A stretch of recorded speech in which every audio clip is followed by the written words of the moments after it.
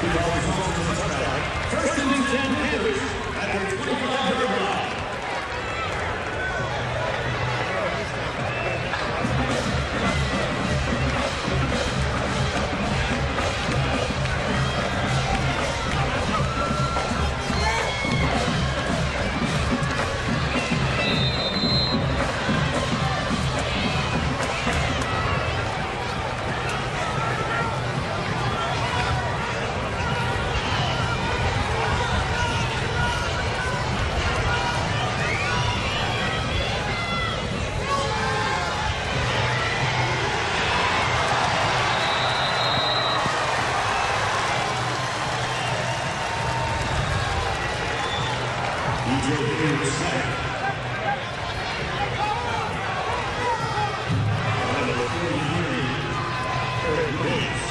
Quarterback is stopped for a loss by Eric Williams. So Eric Williams almost got away, but we apologize for our audio difficulties at the beginning of our broadcast. Glad to have you here at Ocean Bank Field at FIU Stadium with Keith Moreland. I'm Dave Armstrong. It's FIU on the attack first. They won the opening toss. And so it's E.J. Hilliard, the junior out of Miami last year. He threw for 775 yards, completing almost 60% of his passes.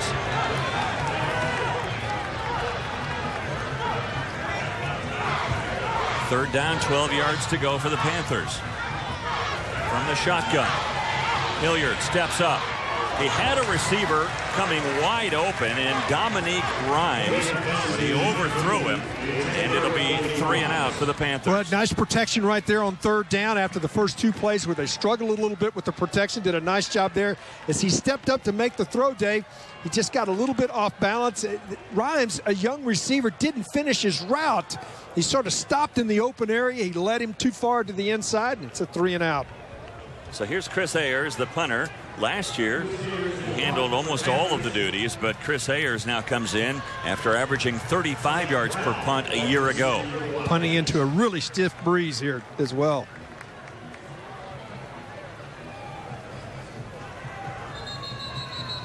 Is that too much time? Might have been delay of game. Well, the 40-second clock is going to be a huge difference. It's a transition from what we've had in the past here in college football. And that 40-second clock, now once you have a timeout at that, it will go back to a 25-second clock, and they'll be able to get this off. But it looked like the Wildcats were coming after that punt that time. Well, they've got 10 men up on the line of scrimmage.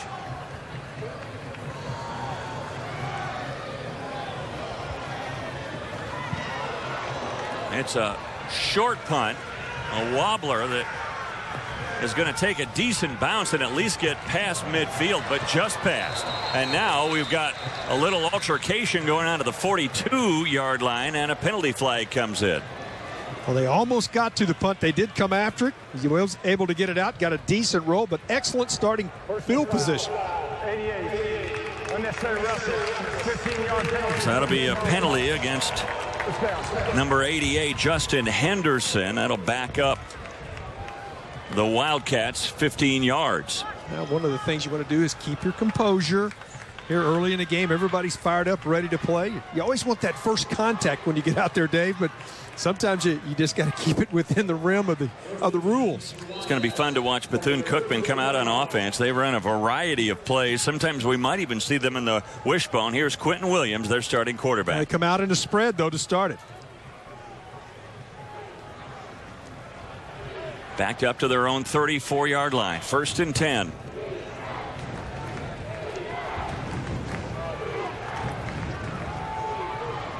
And the inside give is to Anthony Jordan. He's able to move the pile and gain about 3.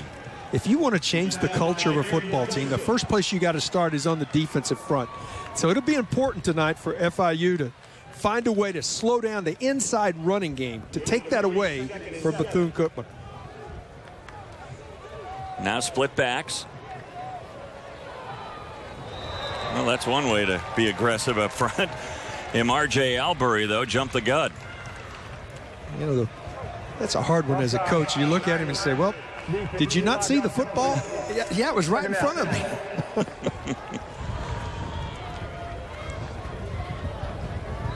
A little bit too amped up.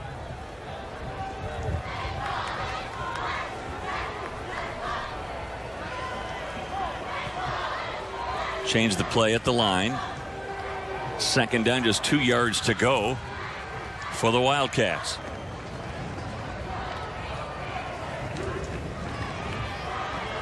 Williams. Good read. Lots of room to the outside. Kerry White takes it across midfield and all the way down to the 43. Well, excellent block on the outside. And you can see the nice job up front, right to the outside. It's a good seal block to the inside from the wide receiver, and a great kick-out block from the other tailback on the outside as he went to kick him out. Did Jordan, and a nice kick-out block. And then almost the same play. This time White is stopped at the 35. But another good gain and a quick snap from the Wildcats. Well, they are right back to the line of scrimmage.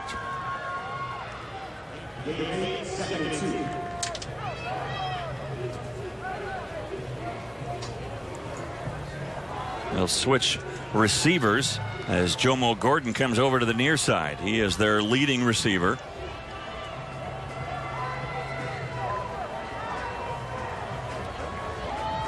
This time the quarterback Williams keeps it himself and is stopped for almost no gain. Stopped right at the 35-yard line. It'll bring up 3rd and short. Yeah, Perkins comes up, makes a nice play right there from his safety position.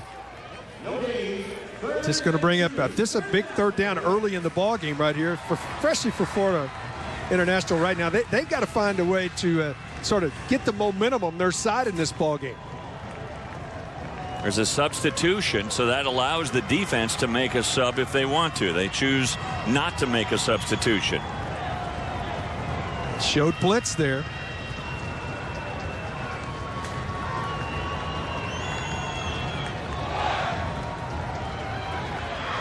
Again, a good read by Williams.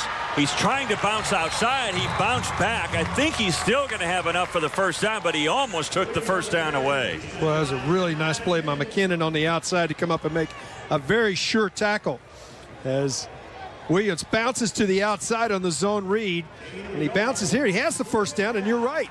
Came back. McKinnon came back, made the tackle. It's going to make it a 4th and 1. Yeah, he did. He lost the first down. He had the yardage, and then he bounced back. And so it's a 4th and inches.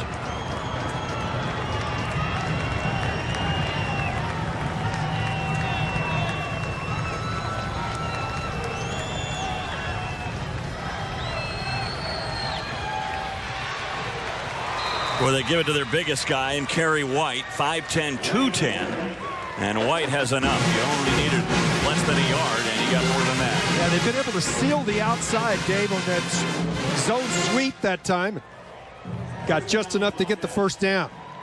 So they move the chains. Ball spotted now at the 32.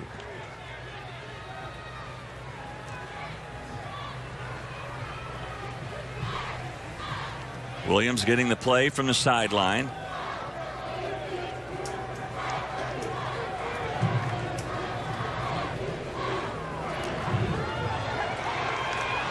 Could have been a loss in the backfield. Anthony Jordan made a quick step, though, and he's able to gain a yard or so. Well, you'll see a little bit of everything from the Wildcats. That time it was just the old-fashioned option as he optioned the corner, had a chance to get the tackle.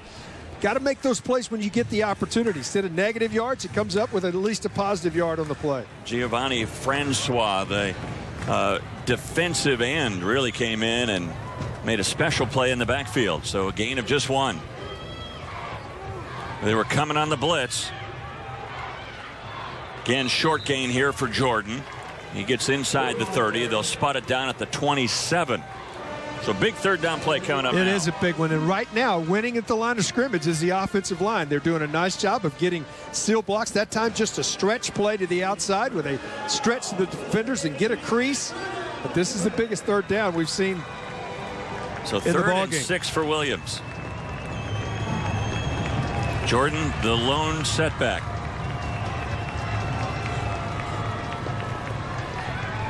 And a pass. Williams goes across the middle, and it's broken up.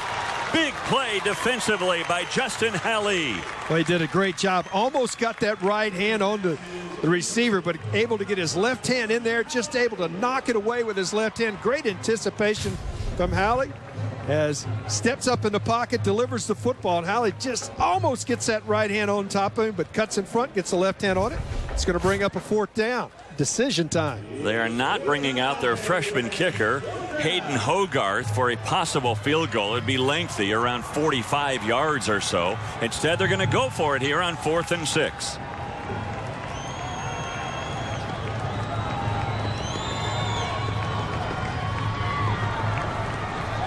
Again, back to pass. Here comes the pressure. And they've got him. The fumble won't matter. The ball will be turned over on downs anyway, and FIU will take over. What a nice job bringing everybody. This brought the house. Safety and linebacker Brits get to the quarterback, force the turnover, and actually would have been short of the first down anyway. And some bad news for FIU. Shaken up on the play, Giovanni Francois. We'll check on him, as Francois, he was part of that collision in the backfield, looking for the sack on Williams. And we'll be back in just a moment. The decisions you make.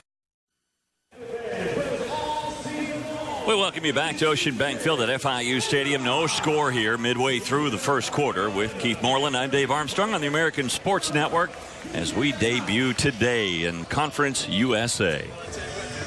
Interesting first possession by Oregon's offensively. FIU had a tough time moving the ball. But with a huge stop there, get their second opportunity to get the football back, see if they can get something going offensively. It was interesting as you look now at Francois. He seems to be okay, just shaken up on the play. And that would have been a big blow for the Panthers, but he's back in there. So now under center, E.J. Hilliard.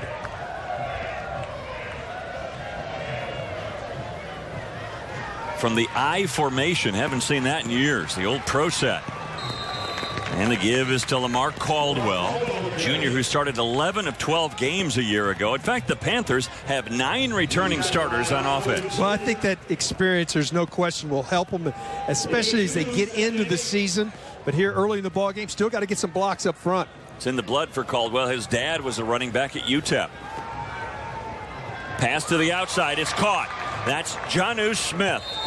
The coaches tell us this tight end, who put on 20 pounds to move from wide receiver to tight end, he said, honestly, he was our only weapon a year ago. Well, I tell you what, he is an excellent weapon. Just really nice hands right here as he steps to the outside, comes up with the catch. Nice one-handed grab there. Then he's strong, tough to bring down. So third down, 3 yards to go. Hilliard runs into his own line and will be stopped for a loss. It'll be 3 and out again for the Panthers. Well, that man coverage on the outside was trying to get a drag pattern across the middle. That was taken away, and he had to put it down quickly. Couldn't get the yardage for the first down, and you're right. Going to have to punt into this breeze again. 6 plays, no first downs at this point for FIU. And remember, the last time the Panthers punted the ball, it was a short punt. They were helped by a personal foul call, but Ayers barely got the punt off in time, and again 10 men up on the line for the Wildcats. This is a better punt, although it's angling for the sideline and takes a backward bounce and will go out of bounds. They'll mark it at the 40. He just didn't get the nose to turn over on it. You look at Brian Jenkins, the head coach for the Wildcats. He is a fun guy to watch. He is an exciting young man.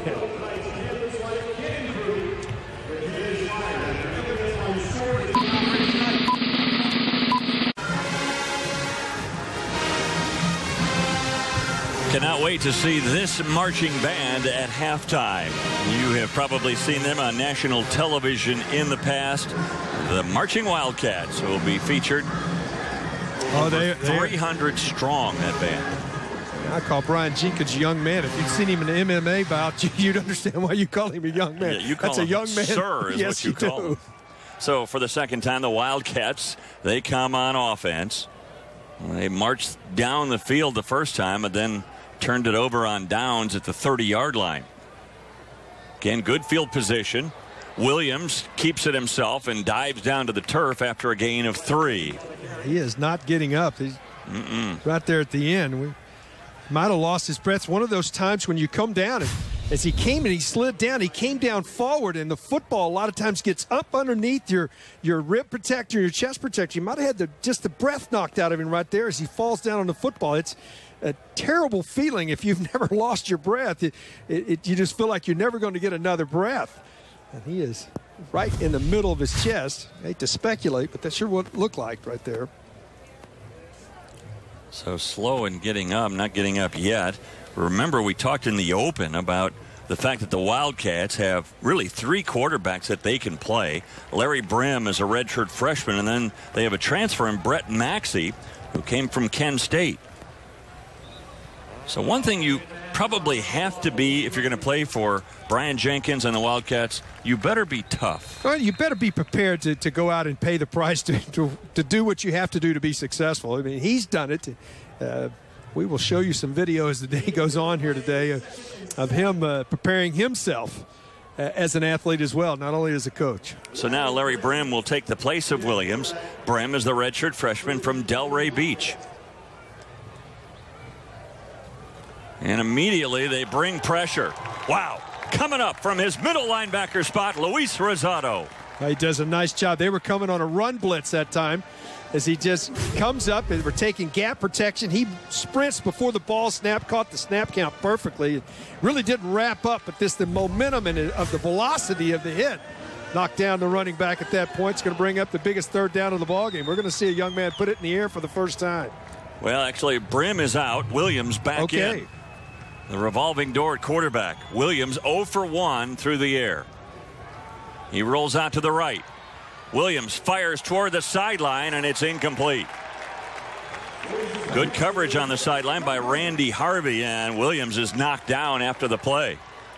Well, you got some pressure. Couldn't step into this throw as he leads to come up, but you can just feel it. It's coming in on him. He couldn't really step into the throw and lead his receiver at the outside, and it's going to be a 3 and out. So it's a defensive struggle so far as the Wildcats 3 and done here. And they'll send out their punter and Jonathan Cagle. Cagle last year, he assumed all of the kicking duties. When the day before the season began, they lost their kicker. And so Cagle was not only the punter, but he did everything. Yeah, they're going to have to use a timeout here as the 40-second clock was running down. So we're going to have a time. We're going to have a timeout on the field. So with a timeout, as Jenkins wants to talk things over, we'll be back in just a moment.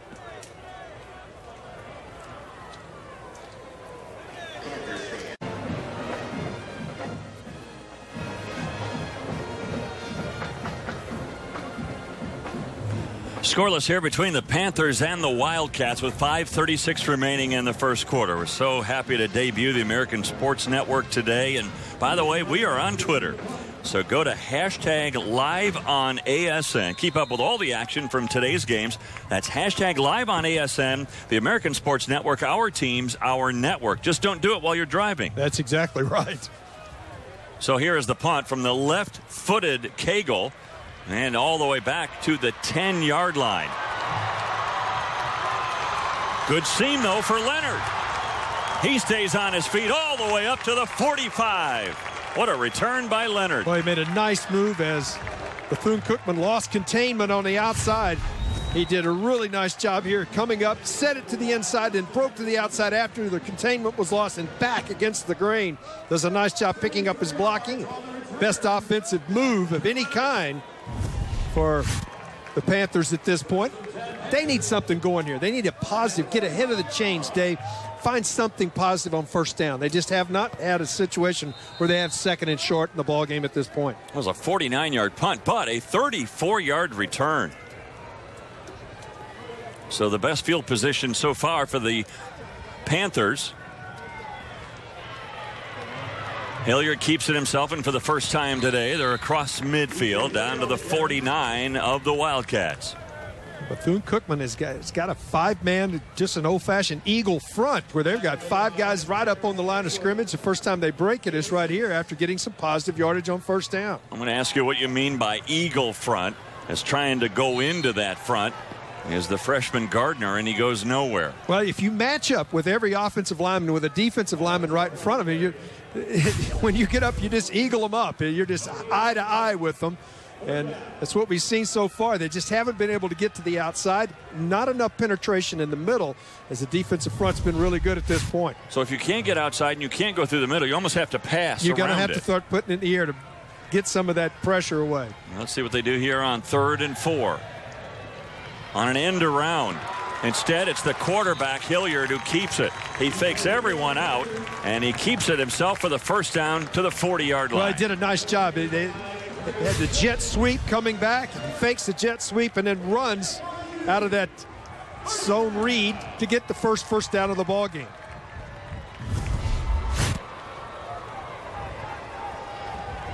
And a pass to the outside, a quick hitter. That might make you adjust your defense, as again, it's Jonnu Smith. Smith, real quick, just a flat pattern, gets out. Nobody over the top of him that time, so had an easy transition from the line of scrimmage. And he comes out, pitch and catch, and then nice run after catch. Well, that's the way to get around that Eagle front. That's exactly right. And again, it's the freshman Gardner, true freshman out of Jacksonville, Florida. And how about this for the Panthers? You talk about recruiting in your home state. Not only the starters, but also all through the second string, there is not a single player that is not from the state of Florida. High school football in the state of Florida is as good as anywhere in the nation. And why leave your state when you've got that kind of talent in your home state? So it reduces your recruiting budget, doesn't it? It does. At least in theory. Oh, boy. In and out of the hands, a rare drop by Smith. Tried to go to a back shoulder throw. Hilliard that time, he had an open receiver. As he's right there, he's trying to go right to the back shoulder. That's a ball. It's just Smith will tell you, I got to catch that ball 99 times out of 100. It seems like he was almost still coming out of his turn, wasn't he? A little bit trying to pick up the ball. Make excuses for him. He won't excuse himself at the end of the game. So it's now 3rd and 8.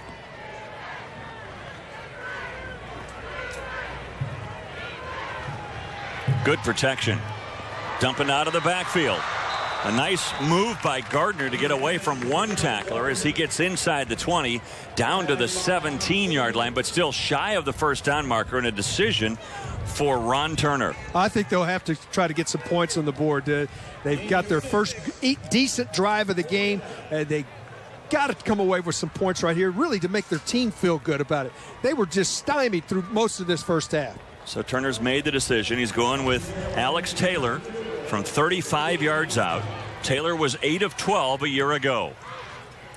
Good snap, good hold. The kick is wide right. Boy, he just missed that upright. So the Panthers come away empty as Taylor just misses from 35 yards. And we'll be back in just a moment.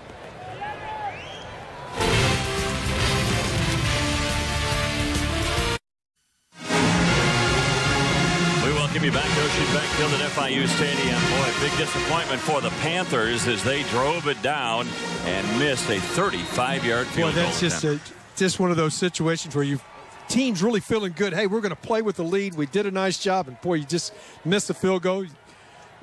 Really puts a lot of pressure back on your defense here.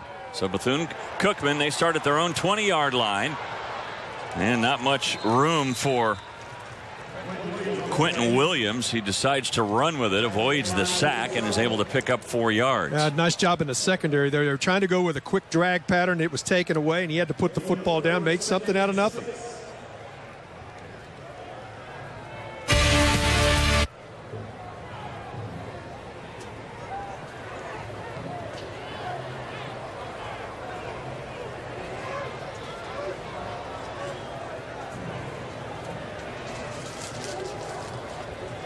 Williams flanked by Jordan. Here comes the blitz again. They pick it up, and Williams able to dance around and dive outside the 30, drop the ball. But fortunately for the Wildcats, they're able to recover. I think he was down when the ball came out. Right at the end of the play, and that's where they'll mark it back where he was at right at the end. But you're right, selling out, coming all after him, bringing 9 guys that time, manning up on the outside. The ground causes that. He's already down. They move the ball back. First down. First down at the 37-yard line. Sometimes a player just has to make a play, and in that case, with the blitz coming, Williams did make a play. Boy, he saw that well. Made a nice move in the backfield to get away from the initial pressure. The give is to Jordan. He breaks outside. Jordan finally hauled out of bounds, but not before a huge gain. Hallie was able to stop him from even a bigger gain, but he gets close to midfield to the 47. Well, I tell you what, these 5 guys up front really do a great job. Look at the seal back to the inside. Nobody touches him until he's into the secondary. One of the things I've noticed about Bethune Cookman, they love to run a play right after a big play. They get right back up to the line and quickly run another play. Yeah. They do it here. When they take their time at times, you're right. But if they do get a big play, they're right back to the line of scrimmage. And don't be surprised to come off, look over to the coaches at the side, and change the play after they're at the line of scrimmage.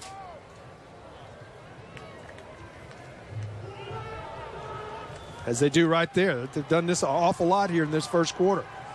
They'll get set, see what the defensive alignment, see if they can see any reads, and then maybe change the play. Anthony Wint, the freshman outside linebacker, looked like he was coming on an outside blitz. Quick pass to the other side. Good coverage on the play by McKinnon, but the pass is completed nonetheless to Jomo Gordon. Just a stop pattern that time. Stops on the outside. The Panthers go to a nickel package as they come in, bring in a nickel package here on 3rd and 3.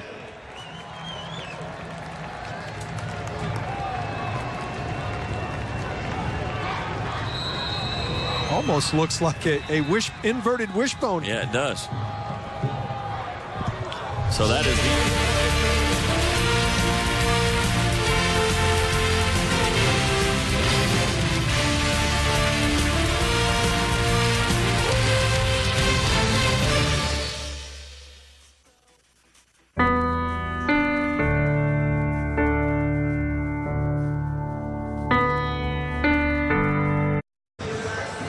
Jenkins is in his 5th year as the head coach of the Wildcats. This past summer, as a way to inspire his own team and his own kids, he decided to do something really unusual. I've never heard of a coach doing this, but he participated in an MMA bout, an amateur MMA bout, and he comes right out of his corner, immediately knocks down his opponent. But in amateur rules, you're not allowed to hit your opponent when they have a knee down. So he was disqualified from the bout. But you can clearly see he had a huge advantage. Well, that's what I was talking about. He may not be young of age, but he's young at heart. If he can get himself in position to do that, and what an inspiration, not only to his personal kids, but to his kids on his football team about what it takes to go out and compete, get yourself ready to compete. We asked him if his kids were at the bout. He said a lot of them were. The others saw it on video.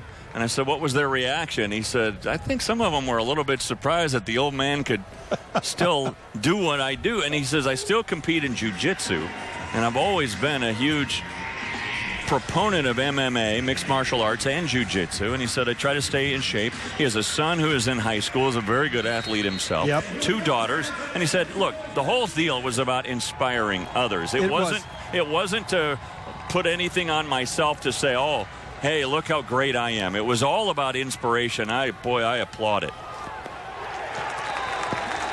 Boy, the pressure was coming for the Panthers, and there was nowhere for Quentin Williams to go. Well, just great. They brought, again, 9. We have seen probably at least 75% of the time we've seen the Panthers come after him with the blitz, and they come right up there. He tries to slide to the outside. Just great initial pressure, and that initial pressure is what disrupts the play. It's going to force a punt. You know, as good as the Wildcats have been in moving the ball, they are 0 for 4 on 3rd down. 3rd downs are scoring downs. So Leonard is back at his own 10-yard line, awaiting the punt of Cagle. Again, into the breeze, a much shorter punt. It bounces at the 20 and will be downed at the 11-yard line. So again, the Panthers will have the ball, but they're pinned back at their own 11. And we'll be back to Ocean Bank Field in a moment. Here's to the things that Clemson for today and will blow the competition away. In motion right now, but you'll see them in motion at halftime. The marching Wildcats. Can't wait to see that at halftime. Right now, it's scoreless between the Wildcats of Bethune Cookman and the Panthers of FIU from Ocean Bank Field at FIU Stadium. Those 5 guys up front have been really good for Bethune Cookman at this point. They've got to find a way, though, to continue a drive. They've been able to make first downs, but haven't been able to put the ball in the end zone at this point. They've been stymied by third down plays where they're 0 for 4 so far on third down. Right away, they go to the pass, and they go for the bomb down the sideline and a little bit too far for Gordon. Boy, he had a step. Boy, it's a little bit of an out and up move to the outside. Great protection up front. The offensive line did their job. Just let him a little bit too much to the inside. That's one of those when you want to lay it to the outside. He just couldn't get back to it. A good protection allowed that long throw that time and stretched the field. So 2nd and 10. Williams 1 for 4 through the air so far, just 5 yards. Looking to come with the blitz again, and now we've got a whistle and some movement on the part of the offense. Wide receiver, you always look at wide receiver, says look in and watch the ball. You know, don't look at what the defense is doing. Don't move until that ball is snapped. You get some movement on the outside, and now it's going to bring it 2nd and 15. Trips to the wide side of the field here. Look for some kind of combination to this wide side of the field. So does that take running out of the option? Because that's one thing they've done pretty well, the Wildcats. Looking to pass again. And throwing out to the wing, and it is almost picked off out there by Denzel Pirine. Oh, I tell you what a great individual effort from Pirine that time. He reads it. They were trying to do a wheel route. Just bring the back out of the backfield, swing him out to the outside, try to get him down, and he just reaches up, swats it away. Well, you're trying to stop the schneid of 0 for 4 on third down conversions. This isn't the way to do it on 3rd and 15. Zone coverage from the Panthers this time. They have everybody. They have 2 corners back 15 yards off the ball here. One of the things that echoes in my mind, Keith, is your comment of no turnovers. This is one of those areas where if you're not careful, you can quickly turn it over. A little dump off pass, long way to go, and he'll get there. What a play! Still on his feet all the way down inside the 20-yard line. What a catch and run. Terrific play by Bethune Cookman as Michael Jones gets it in the backfield and goes all the way down to the 18. Well, they set up the screen wide side of the field, set up the screen perfectly, drop it down, and when he gets away from the screen, right there, absolutely nobody there as he cuts back to the inside, refuses to go down.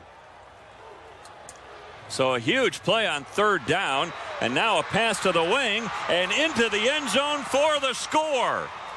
On back-to-back passes, all of a sudden the Wildcats are in the end zone. A really nice play to the outside, almost identically the same play as they stretch it to the outside and come up with the touchdown. I don't know about your cue card. My cue card doesn't have a 14 on it. I don't have a 14 as well. So they called him knee down at the 1-yard line. There is no number 14 on any of our rosters. So we're going to have to try to check with a sideline to see who it was that almost went into the end zone. How about that? And back-to-back plays, and this last play is under review. Well, I think they actually got this perfectly right. I believe his right knee was down before the ball crossed the plane of the goal line. By rule, you can't have anything down as that ball crosses the front part of the plane. But you can see right here as he goes forward, that knee is down and the ball is not across the plane of the goal line at that point. I think it was the proper call by the officials, and I think it'll be 1st and goal at the 1. We believe this receiver is Darian Baker. He has switched jersey numbers from number 84 to number 14. Okay, well, that makes sense. We did hear about him earlier this week. We thought he would be involved, but an 8 and a 4. I think they got the call right on the field. I do too, and I think the knee was down, and it was a good heads-up play by the side judge to call him down at the 1-yard line. Looked initially like he was in, but we saw from a couple of replays. Well, we get a great opportunity right here with this replay. You'll see this right knee come to the ground, and the ball has not crossed the plane. And again, by rule, right there, the plane, as his knee is down, the football has to cross the front part of the plane. That's the front part of the white of the chalk is the plane of the goal line. I'm just thinking, though, Keith, in just 2 plays, all of a sudden the Wildcats have exploded. They were going nowhere fast. They were backing up. In fact, it was 3rd and 15. And then all of a sudden, Michael Jones takes it inside the 20. And then the next thing you know, Baker's got it down near the goal line. Well, it was an excellent call right there. You got to give a lot of credit to the coaching staff to call a screen in that situation. And it was set up perfectly. And did a nice blocking out in front, and then a great run at the end of it. Gets the ball down and then come right back with the same swing pattern to the outside. Figured out, get the ball to their guys, skilled people. Their tailbacks, the most skilled runners. Here's Joe Pester, our referee. After review, the down with the ball short.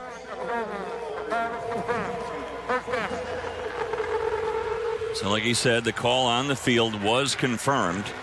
But certainly Brian Jenkins has to be thrilled in the fact that the last 2 plays have covered 63 yards of this field. Well, they've started getting it through the air. They really had struggled in the first quarter moving the ball through the air. The big plays here have come via the pass. Some concern on the face of Ron Turner now as his team had a chance to take a lead. They missed a 35-yard field goal attempt.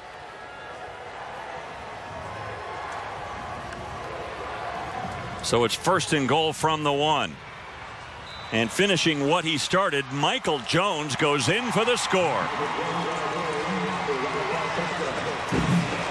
Nice job up front by the big guys up front, creating a hole. He does a nice job of finding the seam as he does a nice job of using his eyes as a running back, founding that, plants that foot, goes forward into the end zone. Look at the Wildcats.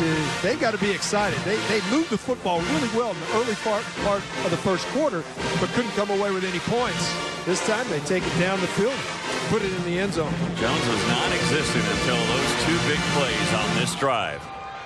So now for the point after, Hogarth, and it's right through the uprights. And just like that, the Wildcats take a 7-0 lead.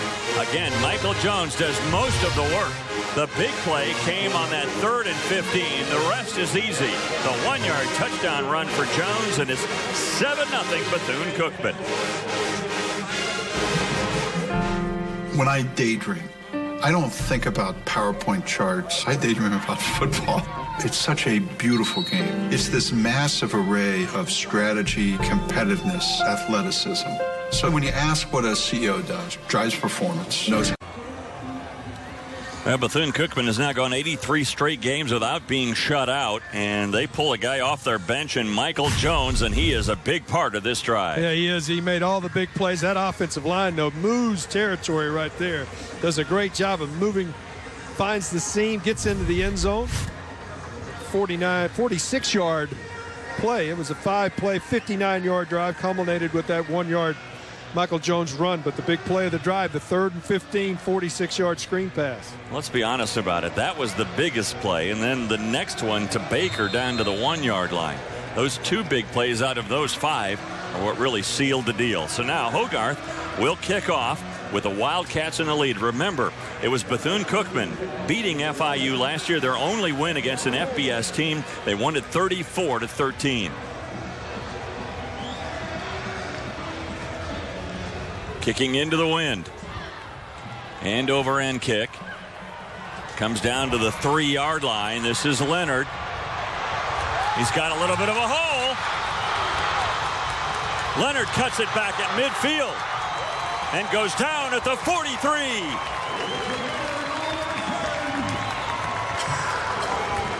Just great blocking up front. You get a kickoff. Got an excellent kick back almost to the goal line, but just great blocking up the wedge. Does a nice job. Gets good blocking, and then the good cutback right here where he plants that foot, cuts back, gets that extra 12 to 14 yards on the end of the run. It just does nice job back to the left, going back against the grain. So a 54-yard return, and that sets the Panthers up with their best field position by far, and a new quarterback. Magoo's got it, and he quickly goes to the air, and his first pass is complete to Coleman. We were expecting to see him at some point, but you're not sure that you'll see it when your team finally falls behind, and he's into the game. That's a nice job by an offensive coordinator. What do you want to do when your guy gets in the game? Get him a quick, easy pass for a completion. So Alex Magoo, a true freshman out of Tampa, Florida. 6'3", 215 pounds. They say he passes the eye test. The handoff. That's Gardner, another true freshman. He's pushed out of bounds. All of a sudden, offense for both teams going crazy. Well, a good seal block to the outside that time. When you get a seal to the outside receiver takes a defender deep. But they get a good seal block to the outside, get around the corner. Once you get that seal, great speed down the sidelines. How about this? We haven't had any offense, and now we got offense everywhere. It's all of a sudden like a late wake-up call for both offenses. Going in motion, Coleman. And Coleman gets the ball and is stopped for a loss, maybe a loss of 1.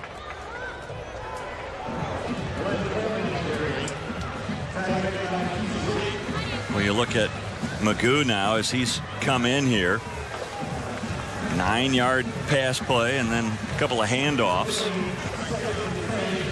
He's got a real strong arm, can throw the ball, especially the deep outs.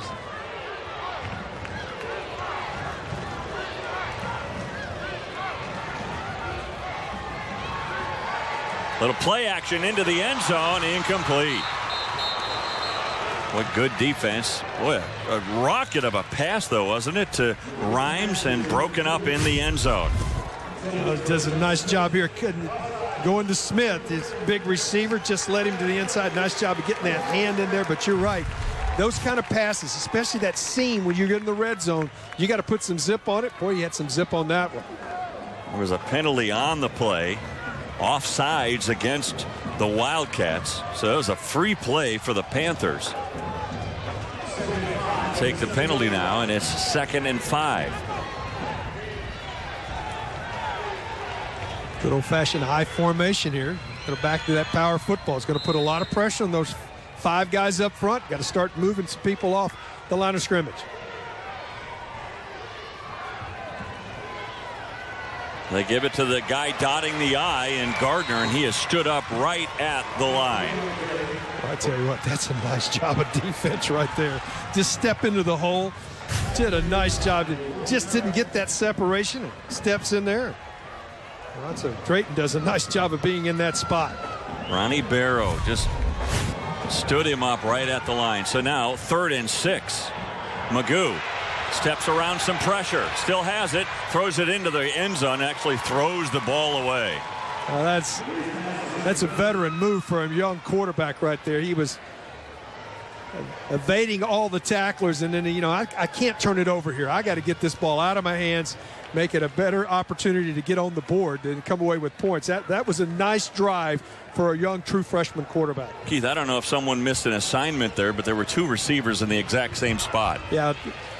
Both were running a flag pattern to the outside. Somebody should have been coming to the inside. The defenders were all around him. So good play by Magoo to throw it away and give Taylor a shot from 25 yards out, and this one is true. So he missed one from 35, doesn't miss here, right through the uprights. Alex Taylor with a field goal, and the Panthers are on the board.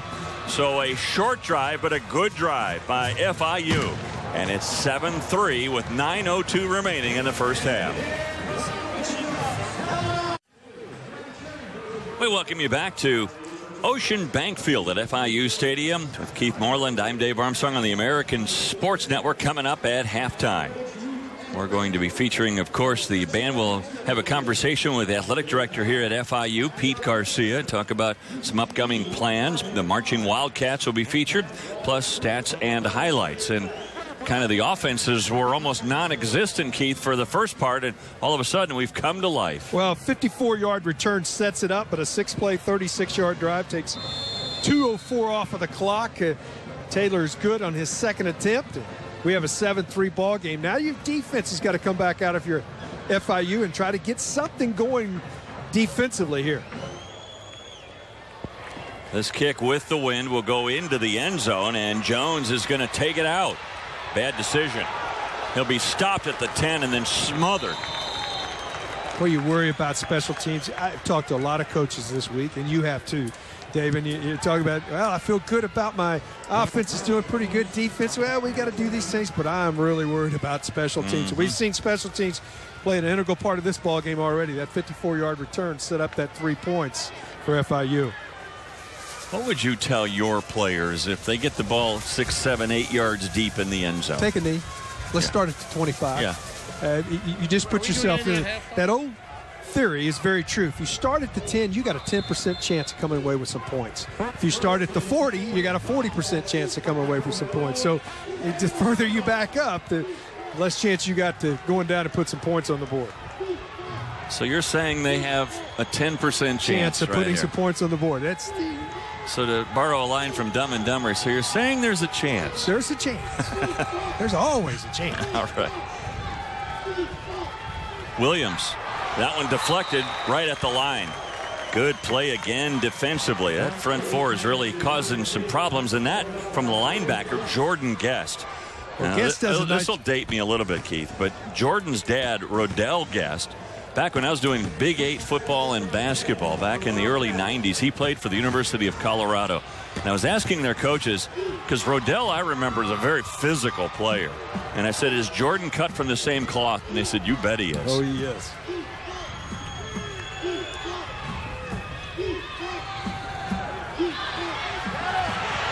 Play action again, almost had him at the 2. Williams able to escape. He'll dance out of bounds at the 14. That's just great individual effort by Williams to create something. He should have been sacked at the 1-yard line, right at the goal line. Had an opportunity to get him, but he just uses his nice presence, bail out, and then once he gets out to the outside, he does a nice job of faking the pass like he was going to pass. He never wanted to throw that football that time. Ended up getting 5 yards on the play. Only 1 for 5 on third down conversions, Bethune-Cookman. Of course, that one was that big play that went 50 yards and set them up for their touchdown eventually. So third down, 5 yards to go here for the Wildcats. Pressure again coming from the outside. They're bringing the blitz on almost every play, and that should have been caught. In and out of the hands of Baker. Well, it's one of those where you hear footsteps. It doesn't matter what type of receiver you are. You just feel like when you go across the middle, you can see him just really right at the end, think he was going to get hit right there, right at contact, didn't secure the football. That's going to force a punt. That is a play that you go back, he will look at, a young man, you go, I've got to get better in those situations and come up with that catch right there. He knew he was going to get hit. I remember asking Steve Largent, Hall of Fame wide receiver for the Seahawks once, were you ever afraid going across the middle? And he looked at me like, what? No, why? And I said, well, because they can hit you. He said, yeah, but that's all they can do. They can just hit you. A little pressure coming. Good punt here into the wind. Taken on the run by Taylor. He reverses his field. Taylor still on his feet. Inside the 35 down to the 34-yard line. There is a flag on the play. I've got a feeling this might be coming back for a block in the back, right at the point of attack. But boy, kicking game has been a major problem for Bethune-Cookman in this game. They had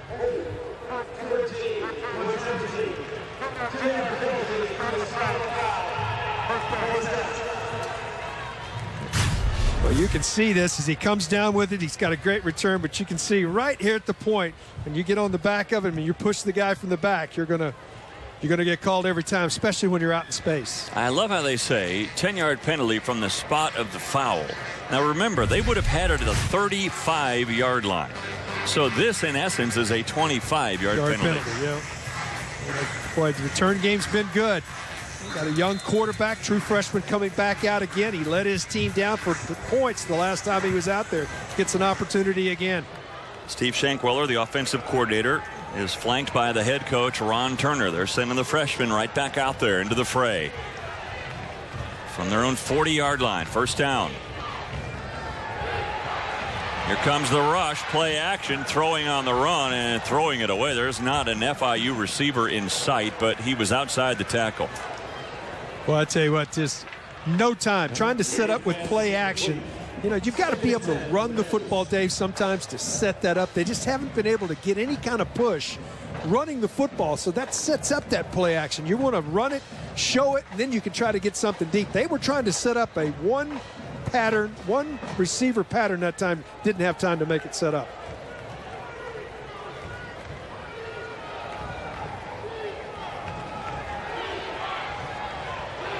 Across the middle, caught!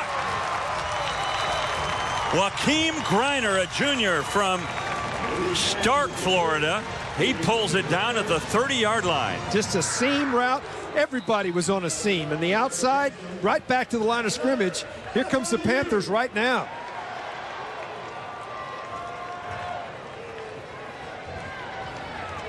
Magoo hit as he throws, still completes the pass. This one to Dennis Turner, another true freshman. I'll tell you what, you can see why this young man, they're so excited about Magoo. As he stays in there, what do you got to do as a quarterback? Take a pop, and he takes a pop, delivers it. And a good form tackle. You can't make a tackle any better than that. Nice job as a quarterback staying in that pocket. You see, just on offense alone, Alex Gardner, Magoo, Turner, all true freshmen have all played in significant roles for the Panthers here. And it looks like Magoo is changing the play at the line. He does. And he hands it off to Caldwell, who's back in there. Caldwell goes inside the 25, stopped at the 22-yard line. Nice gain. Yeah, there are times when you come to the line of scrimmage, you see a shift or how the defense is shifted, and a lot of times you can change that play to the same play, just the other side of the formation. I believe that play was made to go to the right. He changed it at the line of scrimmage, saw the formation of the defense, and put it back to the left. And is this a case, Keith, where the passing of Magoo has loosened up the running game? Absolutely, it does.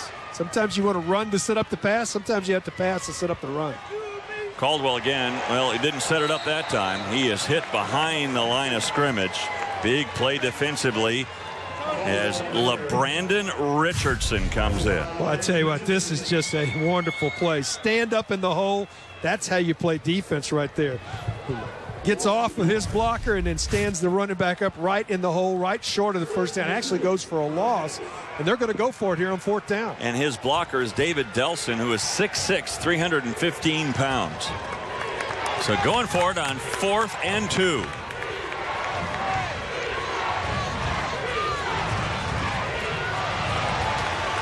And I think Caldwell's got enough. He was hit right around the first down marker, but he pushed forward, and they'll move the chains as he gets it down to the 21-yard line. A quick trap right up the middle on fourth down, got enough penetration, and just that initial penetration, giving him just enough gap at the line of scrimmage where his momentum carried him forward for the first down. No question, though, with Magoo in there, this offense looks a lot different. It looks entirely different, just even in their pace of play. Magoo. Oh, boy, that could be a penalty. Yeah, it is. 3 or 4 flags come flying in. His helmet came off. This will be a face mask supreme. Yeah, there's no question. Now, does Magoo have to come off the field would be my question. He didn't force his helmet off of his head. It was done by a face mask. But most of the time, if your helmet comes off, you have to be out of the play for one play. But, well, I tell you what, oof. Just reached up, just trying to get a tackle, wasn't doing it on purpose. Magoo moved, and boy, I tell you what, it comes right off. So he does come out for this play, maybe more. E.J. Hilliard comes back in at quarterback, and the ball goes all the way down to the 12-yard line. 1st and 10 from there. Actually, they've got it spotted at the 11. Hilliard tried to take it back inside. He might have had some room outside, but tried to go inside with the play, and it stopped pretty much right at the line. Would think that Magoo would come right back in the game, and he does right here. His ability to throw the football as he comes back into the game, I think will be important right here. I think they've got to go to the air on this play right now. Are we seeing a changing of the guard here with the Panthers?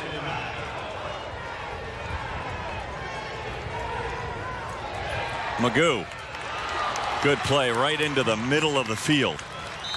He's got those tight ends that he can use. We saw Greiner earlier, of course, Janu Smith, and this is Greiner again. Both those, Smith and Greiner, They had 2 quick outs. Both tight ends were right there together. One is an H-back, one is a tight end. Got it to the inside receiver. And you have to have patience. And Magoo showed great patience right there. They can get a first down prior to the goal line. It is 3rd down and 2 yards to go. Little play action into the end zone, and it's incomplete. What a great job by Griner right there. He played defender that time. Magoo tried to force that football. Earlier we saw him in the last drive throw the ball away, and this time he tries to force it in there. Griner does a great job of playing defense, goes in and rips it away to keep the scoring situation alive. This is one of those interesting calls for Ron Turner right here. He sort of got the momentum, and he's going to go for it here. He is, isn't he? Call. Interesting, very interesting call. Marquise Drayton almost had the interception. So now FIU is going to go for it here. They might take a timeout before they do. They will. So 3:32 remaining. I like the call by Ron Turner. Look, you were 1-11 a year ago. Your team has built some momentum here offensively. Why not go for it? And you got a young quarterback that's got some confidence right now. Now, he made a mistake right there, but one of his teammates picked him up. Griner makes a nice play to rip the ball away. This is a great opportunity. You want to get the crowd into it. The momentum of the game has really swung in your direction, even though you trail here 7-3. So now what you got to do is, let's go for it. Let's come over and let's make it a good decision on what play we want to use. I think at this point you want to get to one of those big 2 tight ends right now, as those tight ends have been the best offensive players so far here in the first half. I loved what I just saw there from Magoo. I mean, that shows some leadership as he went right over to Griner and said, thanks, pal, for bailing me out. You look at the upcoming schedule for FIU, and the first 4 games of the year all at home. In fact, 8 home games this year for the Panthers. Well, it doesn't get much easier when Pittsburgh comes in, Louisville in right behind that. Then they get back or get into Conference USA play. And you look at that, they're on the road at Birmingham. Obviously, they play UAB.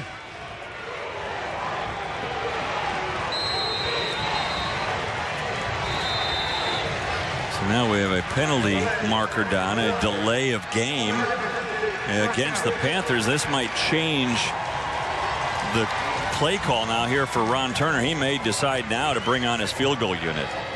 I think at this point he will have to. I'm not sure. It's a 25-second clock. We talked about the difference. It's 40 seconds after a play is run. But once there's an official timeout, it's a 25-second clock, and it ran off. And, that point, it moves it back 5 yards. You're going to have to go for the field goal. So Taylor for yet another 25-yard field goal, and they're having trouble getting the field goal unit out there right now.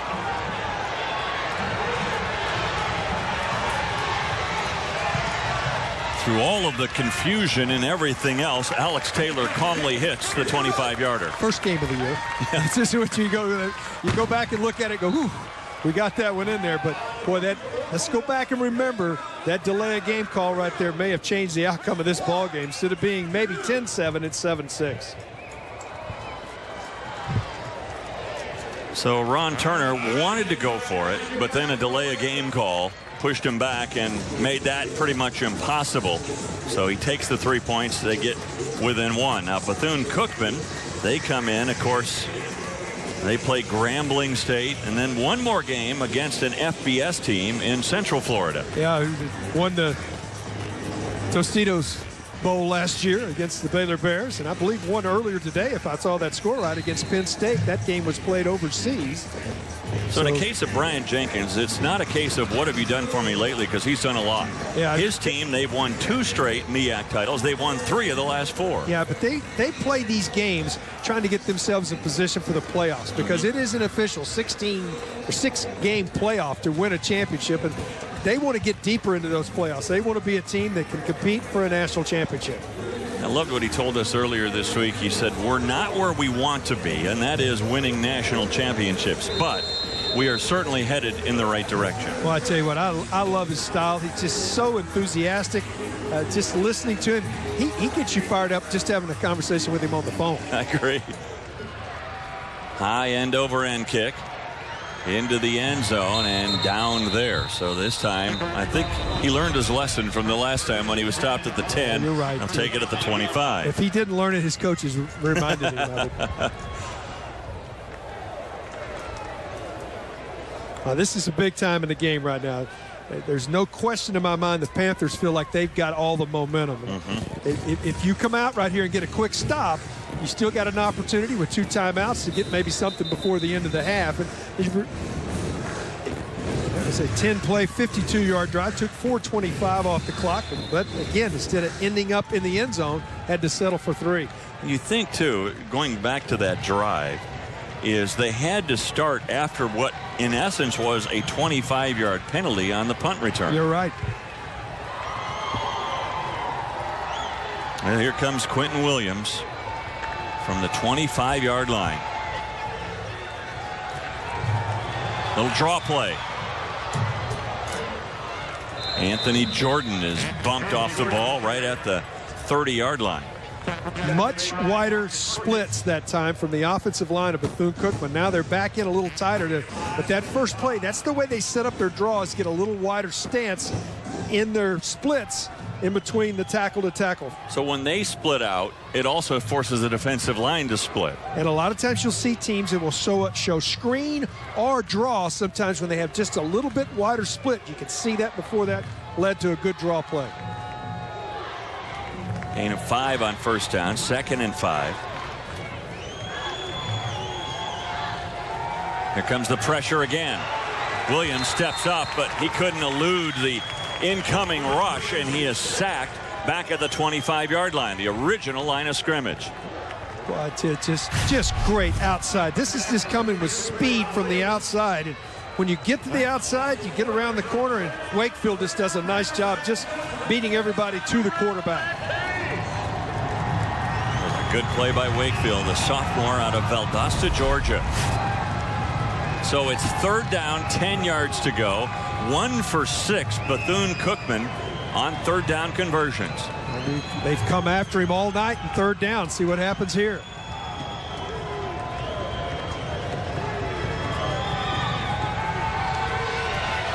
They come after him again, and a 2nd straight sack. Wow. Once again, it's Wakefield in on the stop. Got to call timeout. Ron Turner does. Immediately uses his 2nd timeout. Going to get decent field position. Just the momentum of this game has changed, and it's come a lot from the pressure of this FIU defense, who's finally starting to get to the quarterback. Credit where credit is due. Jordan Guest was the first one to hit Williams, and then Wakefield wrapped him up. Just great speed rush from the outside. Gets around, forces the timeout. Now you got a couple of opportunities here. You either can go after the punt, which they haven't yet. And a lot of times in first ball games, you don't see guys put on punt block very often because you haven't had a lot of tape of what the other team's going to do in their punt formation. But you can set up returns, and that return game has been a major part of why FIU's gotten back in the ballgame.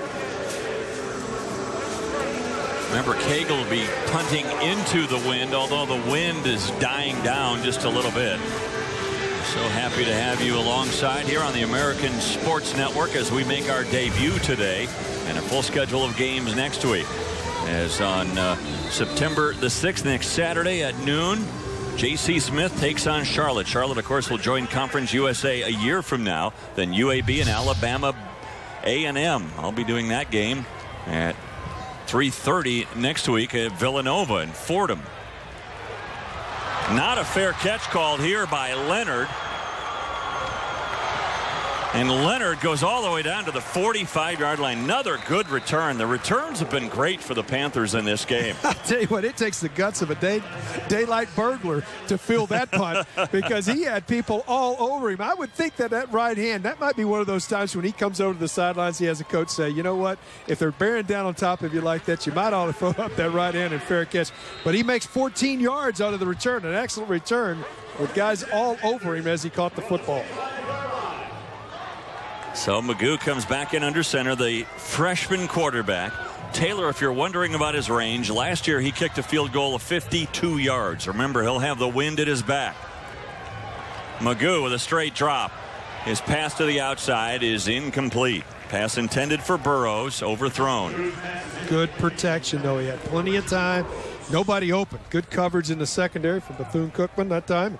Had no really to go with the football. Agu, though, steps into his throw. And the only guy that had a chance of catching that is his receiver. Plenty of time. Minute 29 remaining here in the half, and one timeout remaining for the Panthers.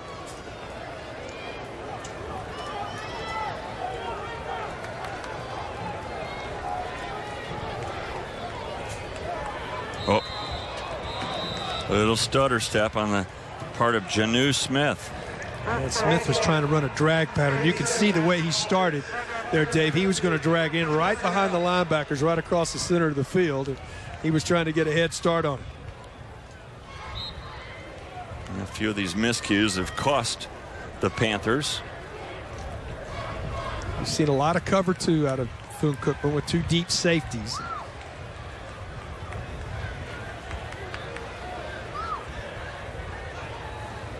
From midfield, 2nd and 15. There's that quick hitter across the middle, but it's incomplete.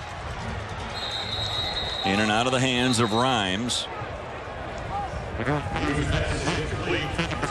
they're getting this kind of protection, you'd almost, against that coverage, you almost got to run one of those patterns where you got a little out and up, try to get behind the corner and in front of the deep safety on the backside. You know, that's a tough pass to throw. Going to have to do something, stretch the field here a little bit. So on 3rd and 15, 1:23 remaining in the half.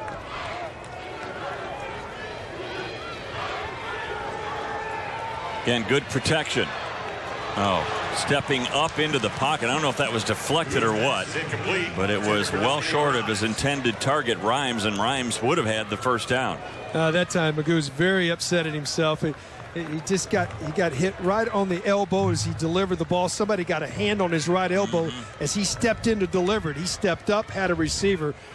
That was going to be a big play. And somebody got a piece of his elbow and just couldn't finish the throw. I thought it was deflected. Maybe not the ball, but the arm was deflected, and it caused the ball to dive. So 3 and out for the Panthers. High punt. Ooh, dangerous catch, really. Good thing he held on to that ball, or his coach should have been really upset. I mean, they always tell you don't touch it when it's around the 10-yard line, but Frank Brown, he held on. And Frank Brown held on to it, but don't touch it when you're not right underneath it. He had to make a sort of a dive to get to it. He's getting that instruction right now, especially with 1 minute and 13 seconds to go here in the first half. I mean, you think of all the things that could go wrong there. If he's backing up on the ball, it hits his hands, goes off his hands. FIU's got it into the end zone for a touchdown. And there's only one thing that can go right, and that's you catch it. Yeah, that's right. Yeah, the odds were not with him, but he did hang on. Especially when you put out that fair catch. So now what do you do here if you're Brian Jenkins? You're way backed up at the 11-yard line where you have an 11% chance of scoring. Yeah, well, it's actually an 89% chance of not scoring, too, though. I think I'd be tempted to run the ball. I would be running it. And now instead they're maybe trying to think about what they're going to do, and they delay. Well, that's at 40-second clock. We said it would be involved. But Cookman got the timeout before the 40-second clock ran out in the change of a possession. So they did call a timeout. Now they still have a timeout remaining. One timeout also for FIU. Yeah, I think it's one of those situations here where I think both sides would probably say, all right, let's get in at halftime and set up for the second half and get our ideas. And both coaching staffs, I'm sure, have a lot of teaching to do and adjustments here at halftime. It's the first game of the year. No matter how much you work in fall camp and how much you try to get ready, there is no chance to simulate what it's like to play in a live football game. So that's the adjustments here at halftime. The team that makes the best adjustments will find a way to come out with a victory here. Look at in the early going, Keith. I thought Bethune Cookman really was dominating this game. And then you had two big plays from Bethune Cookman that set up their touchdown. And then all of a sudden FIU comes in with a freshman quarterback, Magoo, and the next thing you know, all the momentum swinging toward the Panthers. Return game was an important part of it, too. A pass to the outside. Ooh, boy, that was a dangerous play. Almost picked off on the outside there by Richard Leonard. That's why I'm here. I would run the clock out. You see Jenkins, he comes out and he says, well, we're going to go for it. Well, I tell you what, great anticipation right there. That ball wasn't thrown properly. That would have gone back for 6.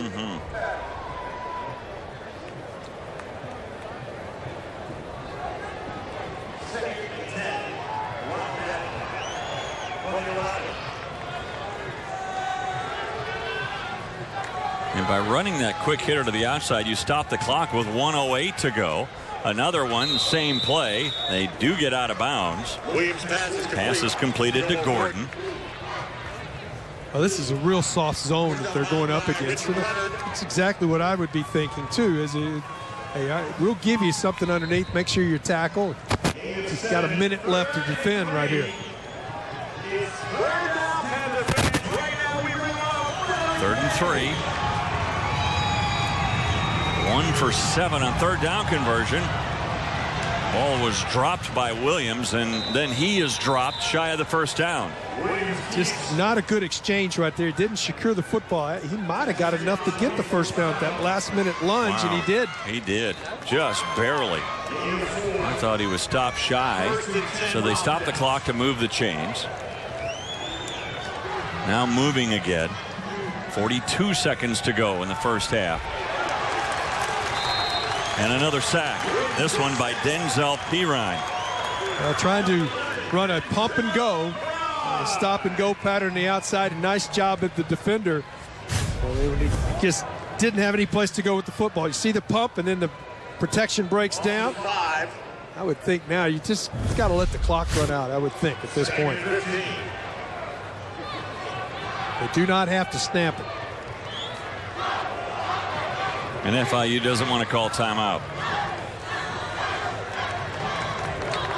So we're just going to go into the locker room, say enough is enough. So who has the edge? Here's Bethune Cookman. They score the touchdown, but from the middle of the 2nd quarter on, it was all FIU. Well, I think the momentum of the game really changed when Magoo, the freshman quarterback, came into the game. Right now, if you're Ron Turner going into the locker room, you got to be feeling pretty good about your football team at this point. So we're at halftime here on the American Sports Network from Ocean Bank Field at FIU Stadium. A real battle, a defensive one between Bethune Cookman and FIU. And it's the Wildcats who have a 7-6 lead.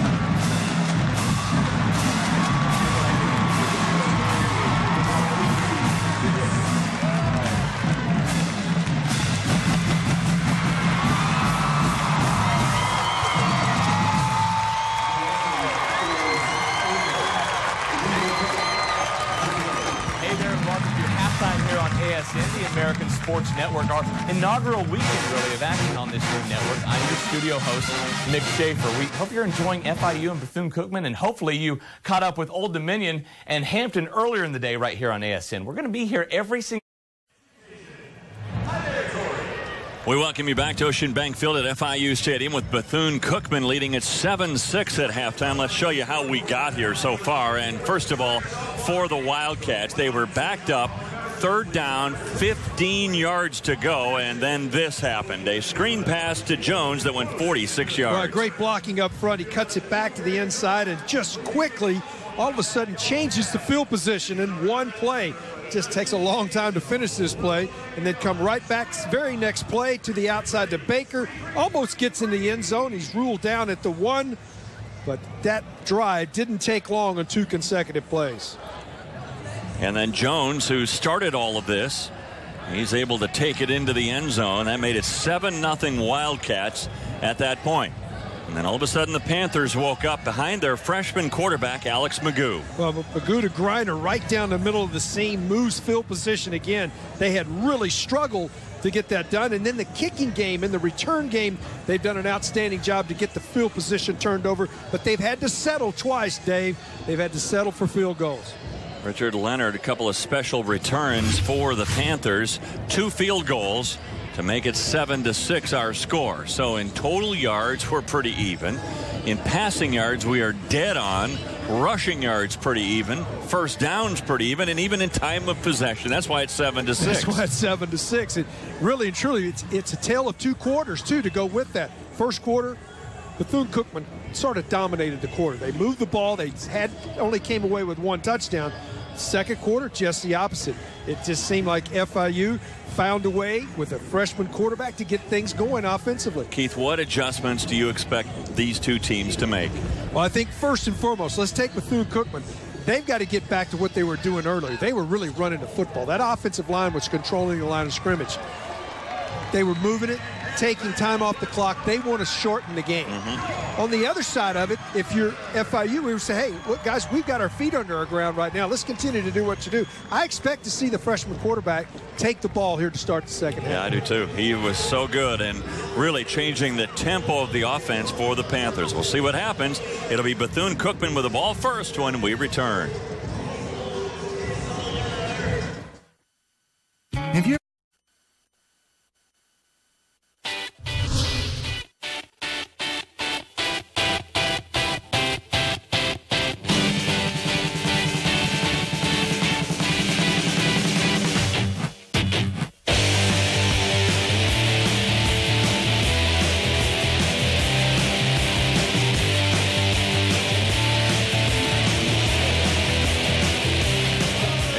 as we look at Brian Jenkins motivating his team, he is known for his halftime motivational speeches. And I asked him earlier this week, what's maybe his favorite motivational speech of all time? He said, well, I don't know, but the players all talked to me about a speech I told about Muhammad Ali. He said, I'm a huge boxing fan. And he said when Ali had changed his name from Cassius Clay to Muhammad Ali, there was a fighter that would not call him Muhammad Ali, insisted on calling him through all the pre-fight buildup Cassius Clay. The fighter's name was Ernie Terrell. Well, Muhammad Ali just punished this poor guy, and every time he hit him, he said, what's my name? Yep. What's my name? So he said, I use that as a motivational tool, like, we are Bethune-Cookman. What's our name? What's our name? And he said it motivated the team. We went out in the second half, had a big second half, and won the contest. He said, look, all of it comes back to this.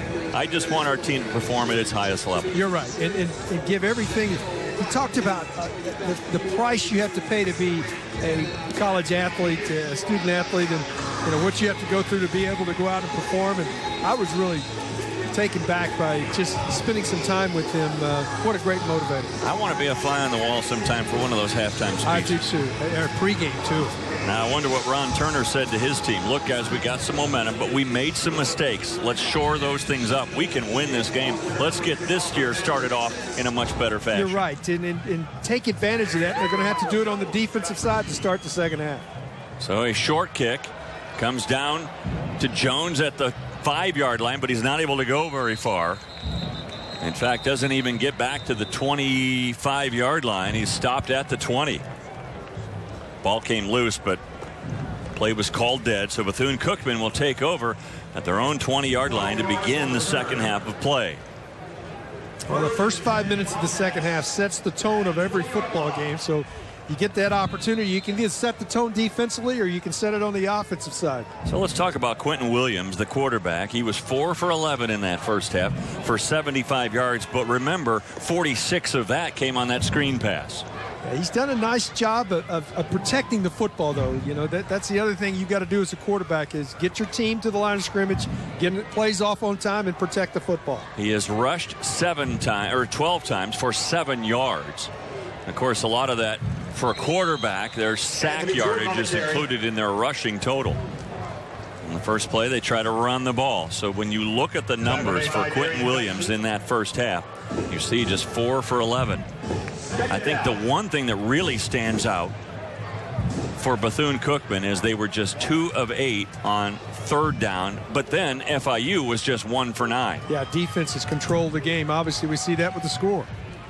Second down, 7 yards to go.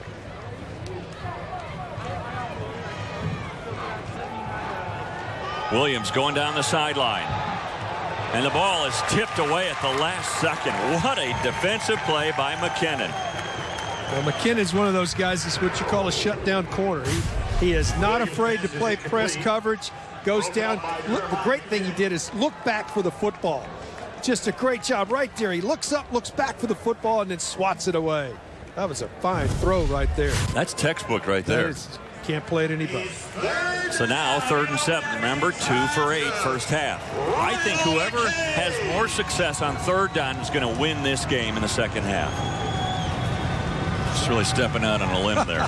Well, third down is scoring down. That's the way you score is convert third down. This doesn't help movement on the part of the Wildcats. Again, Conference USA officials. Joe Pester is our referee. Brian Jenkins whistling out saying, come on, guys, calm down.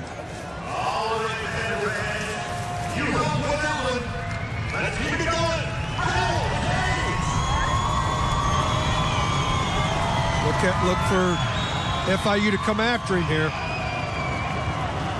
Look at how many men are in the box. They do come after him, and on a screen play, that goes nowhere.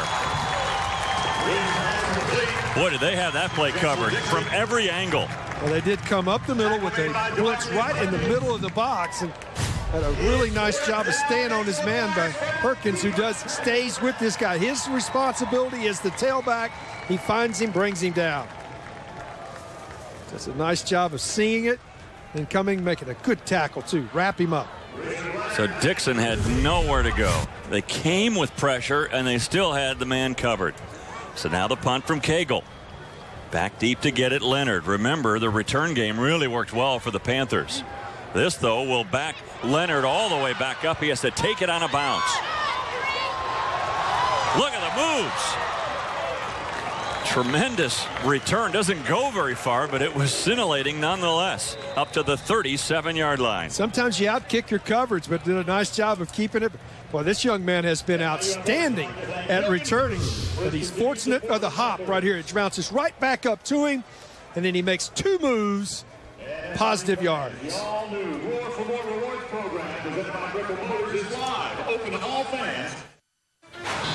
I'm going to engineer something to withstand hurricane force winds. I'm going to run for Congress.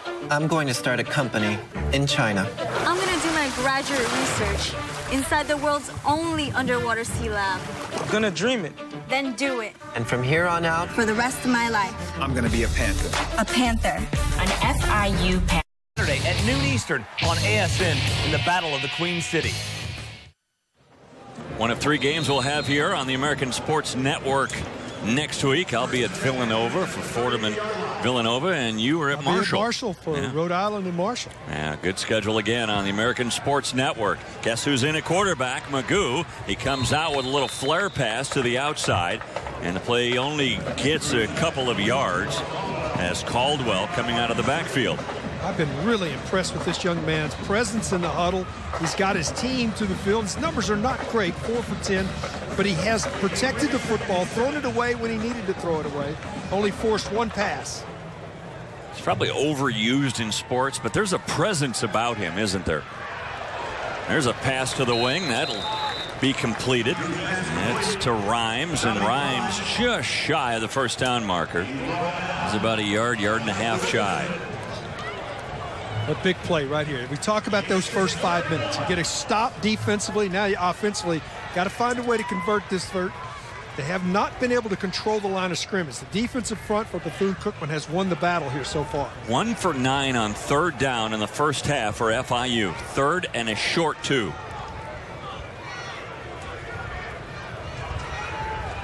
Better hurry. Now timeout. They were trying to do an overload that time. Unbalanced line. The unbalanced line, but when you call the unbalanced line in the huddle, when a team doesn't huddle very often, sometimes that offensive tackle doesn't know, and by the time he got over into the other side, you're not fooling anybody at that point, Dave. You know, when you have an unbalanced line, you want to come right to the line of scrimmage, try to get the defense a little bit off balance because you have so many offensive players on one side of the football, and they had to use the timeout. Conference USA officials, as I mentioned, Joe Pester is our referee, but our umpire is Amanda Sauer. Yeah. So she's done a nice job tonight. It's a tough position. I mean, she's right in the middle of everything, and she's done a nice job.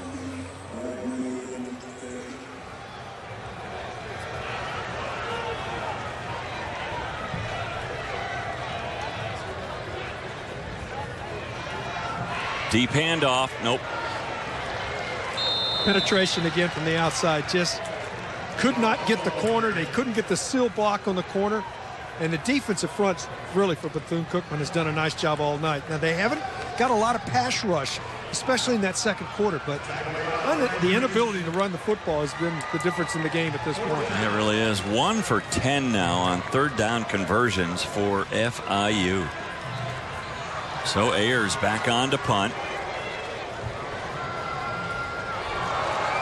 Frank Brown standing back at his own 10-yard line. Kind of a rollout punt. And this will get a good bounce. Oh, would have gone even farther, but ball kind of ran into the leg of the coverage team. Medlock inadvertently kicked the ball and stopped it at the 13-yard line. But again, Bethune-Cookman is backed up on a good punt by Ayers. Tomorrow. We welcome you back to Ocean Bank Field as the American Sports Network brings you Conference USA football with the Panthers trailing 7-6 to Bethune-Cookman. Don't forget you can follow us on Twitter. The American Sports Network is on Twitter. Go to #LiveOnASN. Keep up with all the action from today's games. That's #LiveOnASN. The American Sports Network, our teams, our network. With Keith Moreland, I'm Dave Armstrong. Bethune-Cookman taking over. Coming over on the sweep is Jordan. And he's able to get the ball up to the 15-16-yard line, a gain of a couple. A nice adjustment right there. It did a nice job at halftime of getting that defensive end to the outside. Bethune-Cookman was doing a good job of sealing the corner in the first half and getting outside. That was an adjustment right there. That's one of the things you do at halftime.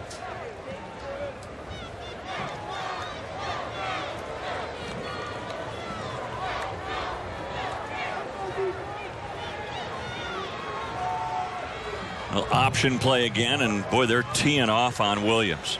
Not much room for him to run. He might have gotten another. So now third and long, and remember, Bethune-Cookman just 2 of 9 on third down plays. A lot of times second half in the heat, first game of the year, it's humid, it's hot here in South Florida.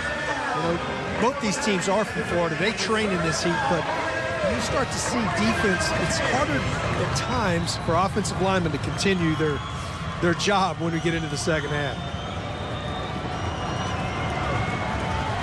Pass play, and here comes the blitz again. Wow! What a move by Pirine. Game up front, Dave, and You'll see this game up front. You have a weave coming. The outside guys are coming inside. The inside guys are going out. The job of the tackle is to push out the guards out, and then the defensive ends loop to the inside, get to the quarterback quickly. So you saw that big gap, and all of a sudden here comes Pirine just circling right back through the gap. Yeah, because those tackles take out the guards, move the linemen out, and then you see the guys coming in right behind them, get to the quarterback. That's his second sack. Cagle back in his own end zone.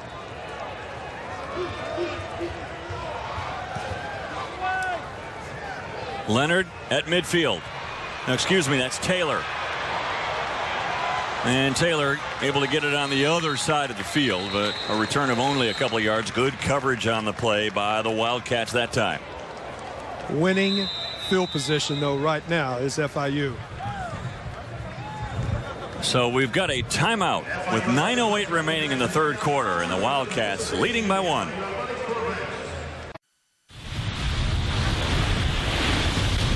A beautiful day here on Miami Beach, and with Bethune Cookman coming down the coast on I-95, about 3 hours from Daytona Beach.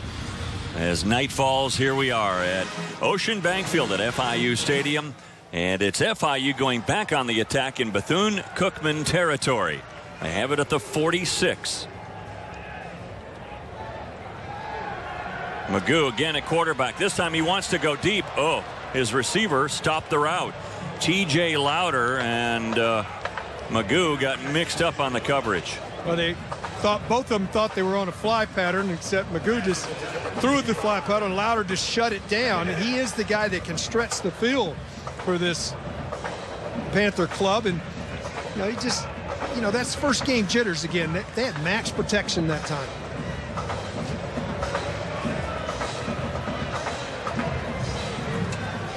Now 2nd and 10. Inside handoff, and the running game is pretty much non-existent for the Panthers. They're picking up where they left off last year. That defensive front has been really good all night long. The Wildcats have done a nice job. Bethune Cookman has controlled it with those 4 guys up front. The linebackers have done a nice job coming in to make tackles. We've seen a lot of single coverage. They haven't been able to stretch that single coverage, though.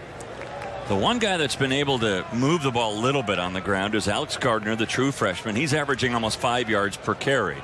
But Hilliard, who was a quarterback at one time, he averages 2 yards a carry. Caldwell is at 1 yard per carry. Magoo had time. Now there's a flag down. Magoo will run for the first down, but there is a flag in the backfield, and it looks like a holding call will bring this back. Yeah, it definitely was a holding call. Somebody was breaking loose, and Magoo was stepping up.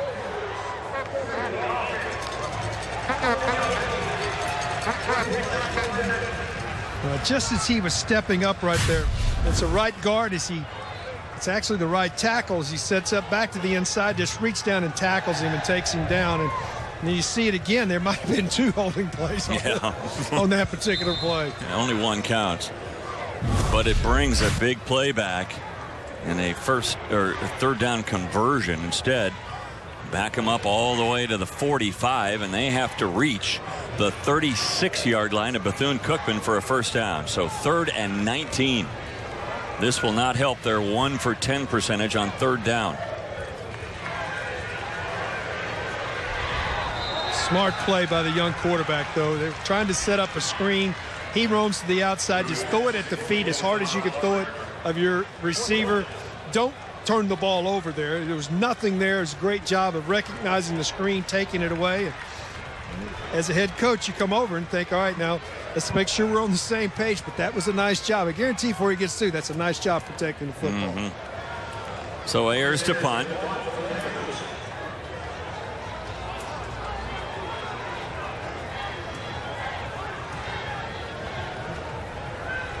Here comes the pressure. High punt. Fair catch called for and made by Donald Smith. And so it'll be, again, a battle of field position. That's being won by FIU, but they're not able to do anything with it. Well, and you're right. The Wildcats right now have the wind behind them. They need to move the football and get themselves, change this field position, because they're in the 4th quarter. They're going to be going into this breeze.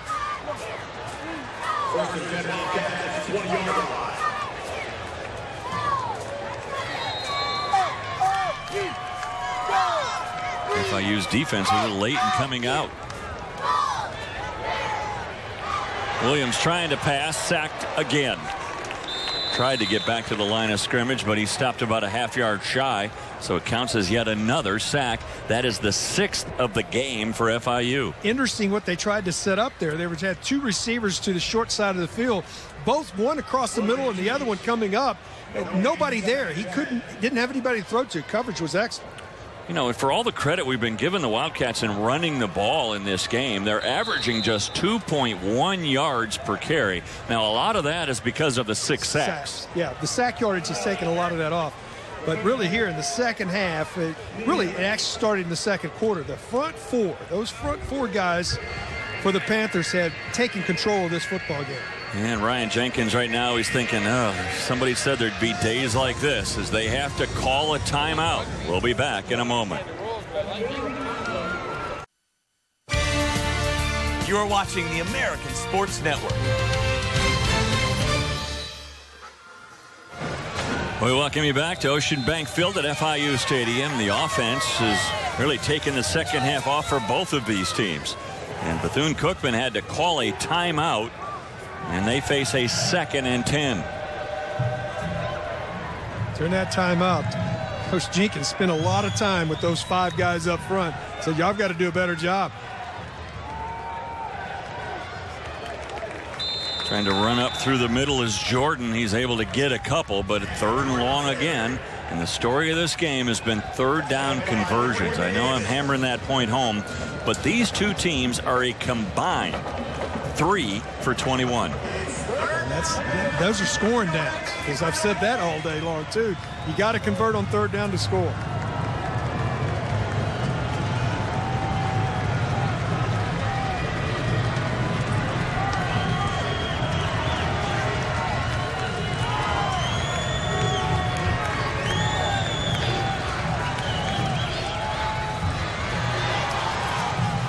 Pass is caught, and that will be a 1st down.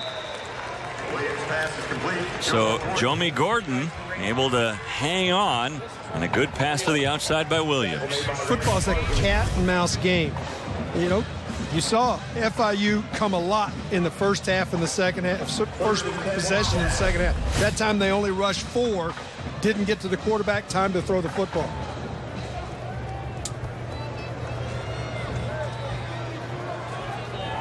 The 3rd conversion on 3rd down for Bethune Cookman, and remember, 2 of them have gone on 3rd and long. One was that 3rd and 15 play where they ran that 46-yard screen pass. Handoff again, and it looked like for the moment that Jordan was going to have all kinds of room to run, and then that gap was closed quickly by Jordan Davis. Well, Davis just steps right up into the slot. That's his job as that free safety to come up. Good tackle. A gain of 4 on the play, 2nd and 6.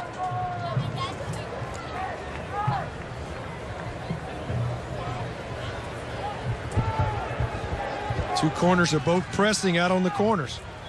Jordan, by the way, has rushed 10 times for 42 yards. Williams keeps it himself and is tripped up at the line, loses the ball, but they're going to say the ball is down by contact, and it will be a 3rd down and a long 3.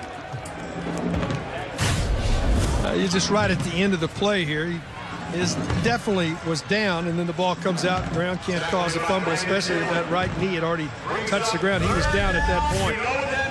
He was down, hand was down, half the body was down, and showing pressure up the middle.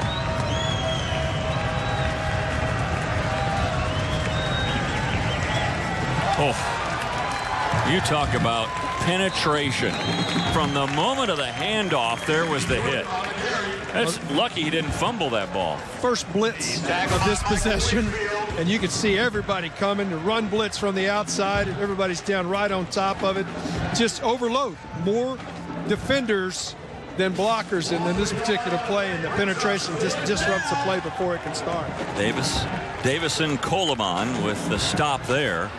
And it brings up a 4th down, and the punting unit comes out. So back goes Leonard. He's standing back at his own 20-yard line, and on comes Cagle again. This is becoming a real battle of the special teams as well. Well, it was a nice job, though, to change field position right there to get it that 1st down, allow the punting game a little more length. Low punt this time. And here comes Leonard on the fly. Decent return up to the 33-yard line.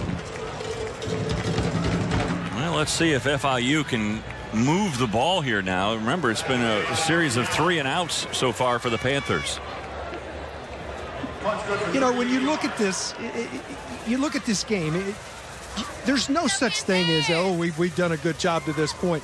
But at this point in last year's ball game, Bethune Cookman was already had a 20-21 point lead. Right. So, you know, they got to feel like they're back in the game. But, you know, you want to play with the lead. They haven't played with the lead in this game in a couple of years.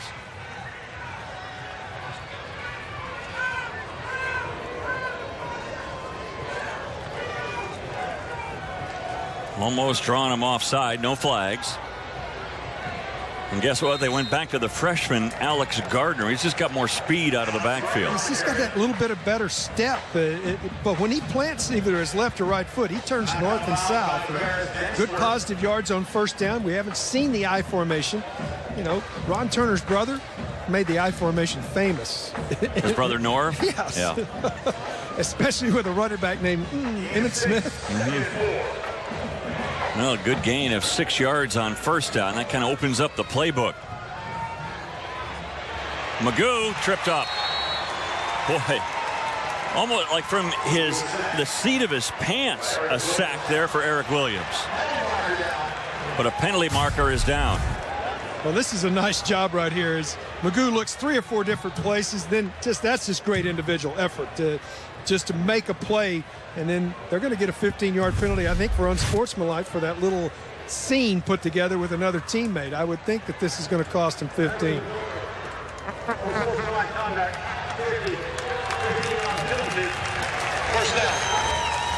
Individually, Dave, as you well know, you can make a little reaction after making a play, but you can't get with a teammate and make a reaction, and that's why it cost him 15. And a 1st down, by the way. So that really changes the complexion of this series completely. Those are the little things that happen that you forget about once the game is over. Coaches don't forget about them, though. They put gray hairs on coaches. Yeah, trying to cut it back as Gardner is able to stop the penetration, at least get back to the line and maybe gain a half yard. Right at midfield now. And you can tell that Brian Jenkins is not a happy dude right now. Yeah, that's the guy right there that was the guilty party on the personal foul. And there's not a good explanation that you have right there. No. And that's his best defensive player, too, in LeBrandon Richardson. So you don't stay mad long. No. But you just send a message. Quick hitter to the outside. Could be a 1st down. Let's see where they mark it. I think it will be enough for the 1st down. Arm strength. Dominique Rhines with the catch. Well, I tell you what, this just takes a lot of arm strength. You got to put this ball, that had zip on it, because there's not a lot of space in right there. It's a quick stop, 6-yard stop. Again, going into the wind right now, FIU. Quick hitter to the middle of the field. Ooh, almost fumbling the ball is Gardner, but he hangs on and goes down to the 35-yard line. Another good gain on 1st down. You love the patience right now of a young quarterback. He's doing a nice job. He's showing great maturity right now. He's getting his team to the line of scrimmage. He's looking for the open receiver. He's not forcing the football. He's 8 of 16 now through the air for 73 yards. He's 4 of 6 this half.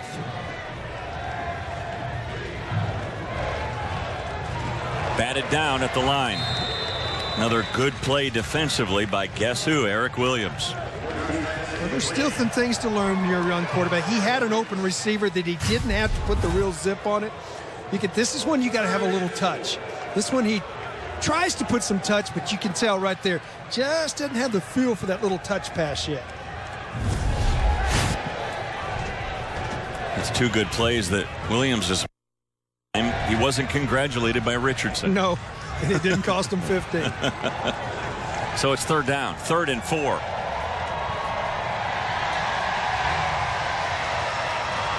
Magoo somehow eludes the sack.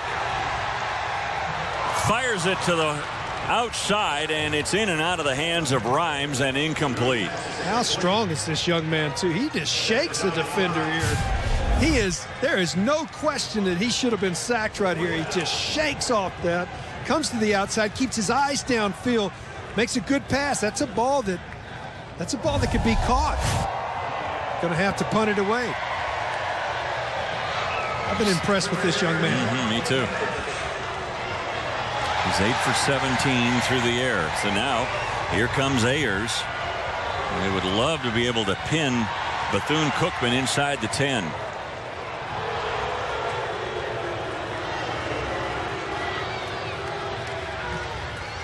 High punt. Takes one big hop into the end zone. So they don't do much with the field position on that with the punt going into the end zone. Well, the other part of that is they overcome the penalty, does Bethune-Cookman. That's one of the things that they had a situation to get it stopped back deep into FIU territory, but with the penalty, they do move it down, but they get the stop when they need to get it. And boy, I tell you what, defense is not what we really anticipated in this game. I don't know about you. I thought we would see some more offense, but defense has dominated the game. Both of these defensive coordinators have really designed a really good game plan. The game plan for FIU is we're going to get after you with pressure, and they pressured it all night tonight. So here they go with perhaps their last chance with the win. 1 minute remaining in the third quarter with a wind at their back. Here come the Wildcats.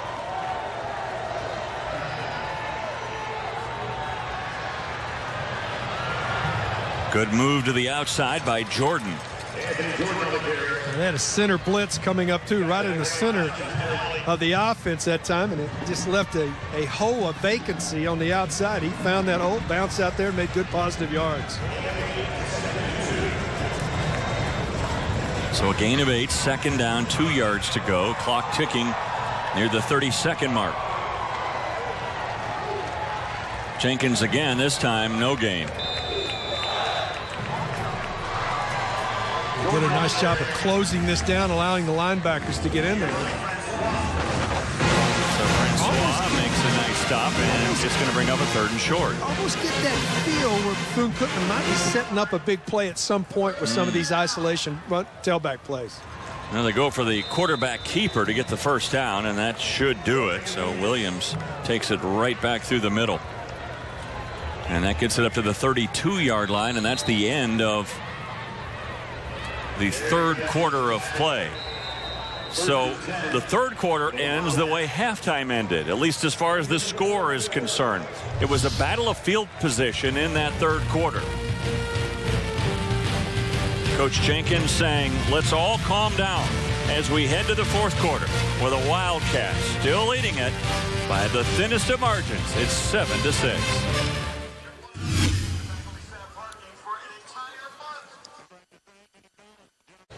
7-6 our score here in Miami. Next Saturday on the American Sports Network, 3 more games on tap. Starting at noon, Johnson C. Smith will take on Charlotte.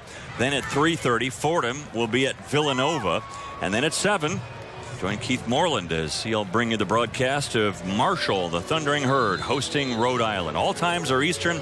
Make sure to check out the local listings in your area. So a 1st down as we start the fourth quarter of play for Bethune-Cookman. They have the ball at their own 32-yard line.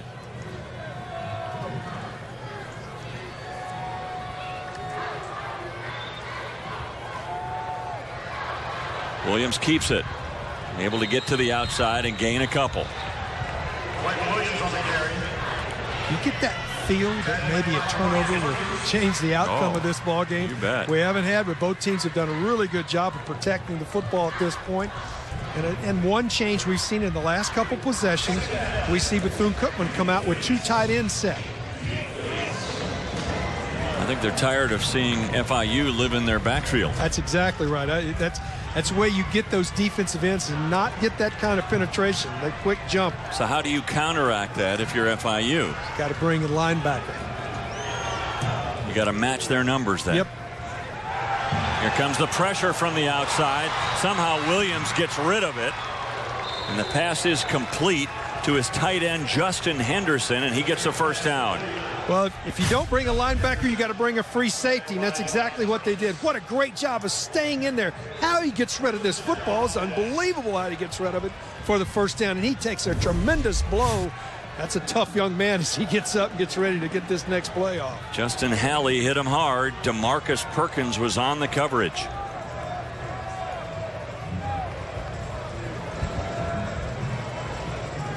So pretty good drive so far here for the Wildcats, but they're not yet at midfield. This one started at their own 20-yard line.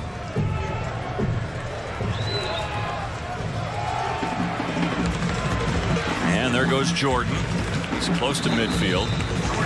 His two tight end sets changed the identity a little bit right here. You can see these guys are controlling the line of scrimmage again, much like they did in the first quarter. Yeah. It has made a big difference. Good adjustment by Brian Jenkins and his offensive coordinator, Jim Pry. That movement looked like the left guard moved.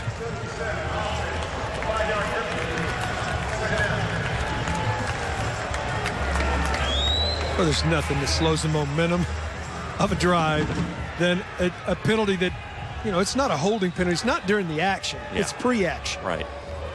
That's the reaction. It's pre-action and then the reaction. Yeah.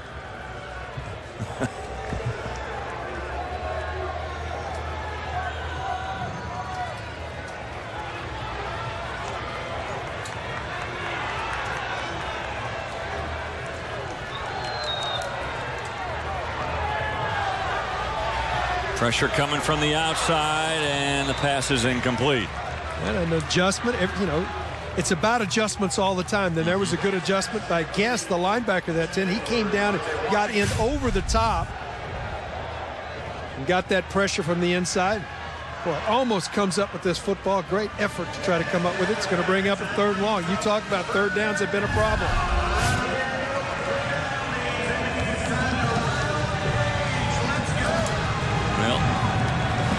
Bethune Cookman has done a little better job. They're 4 of 13.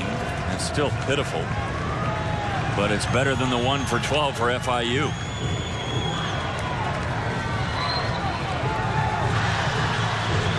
Time this time for Williams. He rolls out, goes deep, wide open, and it will go for a touchdown. Frank Brown got behind the defense and scores for Bethune-Cookman. Cannot, as a defender, ever give up on a play.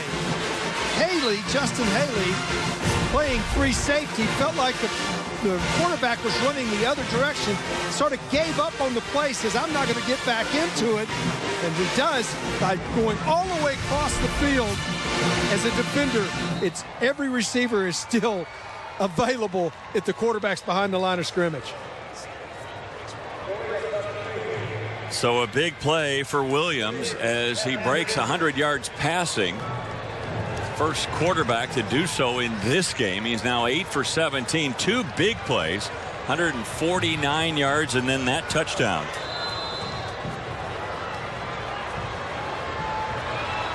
So the big plays have helped out Bethune-Cookman.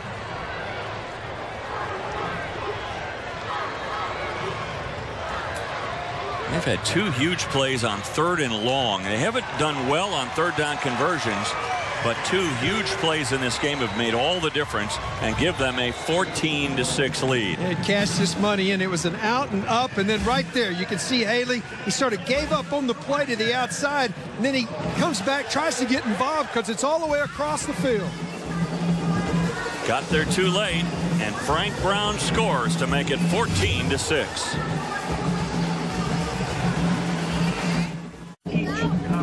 A big play here, and the band celebrating as the Wildcats Bethune-Cookman take a 14-6 lead in this contest. And a big play here as Frank Brown able to gather in this 55-yard touchdown pass. Just a breakdown in the secondary when you felt like the play was on the other side of the field. Now, it's still a one-possession game, but you can see that was an 8-play, 80-yard drive culminated with that big 55-yard touchdown pass. Short kick, pooch kick. And a fair catch called for and made up at the 30-yard line. Well, that's an adjustment, too, that Bethune Cookman made. Say, hey, special teams is killing us in this ball game. We're giving up a lot of yards on the special team, so let's pop it up, and they get exactly what they want. Well, got to stretch the field. Into the wind there, and they're thinking, boy, their return game has been special. Let's not give them a chance. Got to stretch the field here. So Alex Magoo comes out, and now Jenkins again talking to his team, hoping that the defense can continue to play the way they've played and keep the Panthers in check.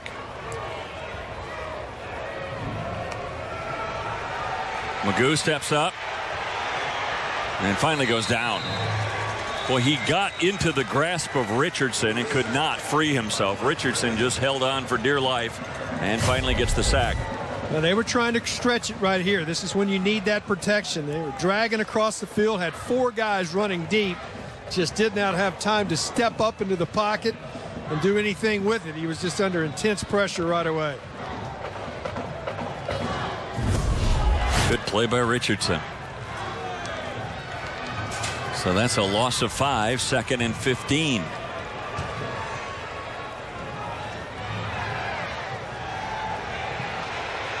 Steps up this time, fires a bullet across the middle for a first down. Beautiful pass play to Dennis Turner. Well, Dennis Turner is in the game because he's the guy that can stretch it.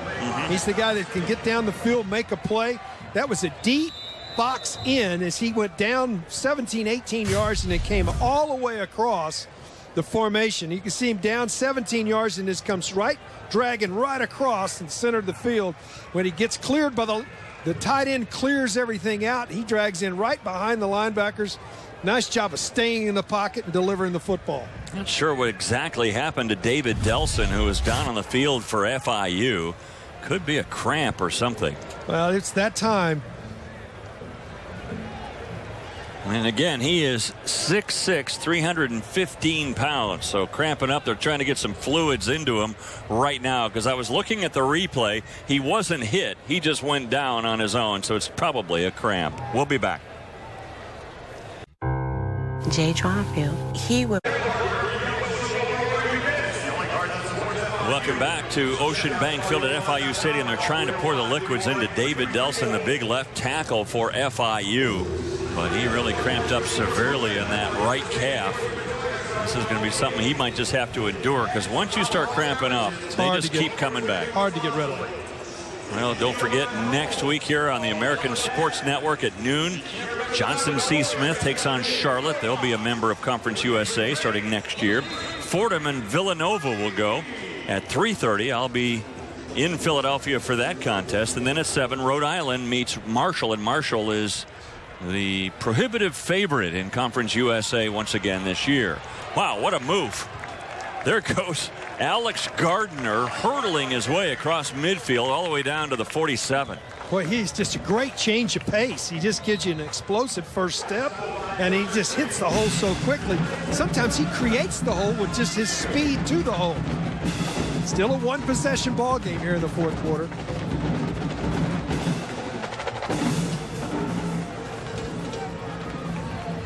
Gardner, the lone back. Working from under center, Alex Magoo. First down. Coming in motion is Jonnu Smith. Now he'll set up over on the left side. Again, the handoff is to Gardner. Not much room this time. He'll gain a couple. 9 guys down in the box that time. 2 tight ends. Bethune Cookman just countered. They had all 9 guys down in the box. There was nobody deeper than 5 yards down the field on that particular formation. About the same way again. We've seen them back in 2 deep zone, and they're backing off just a little bit. A lot of press coverage. Now back in the shotgun. Little toss out to the wing. And that pass completed to Gardner. He's able to wiggle free to get a couple of more yards down to the 44. But another third down coming up. And again, FIU, hate to keep pointing this out, but they need to improve on this stat as the year goes on. They're just 1 of 12 on third down conversions. Yeah, Simmons with a nice tackle right there. Would not give up on the play. Huge play here.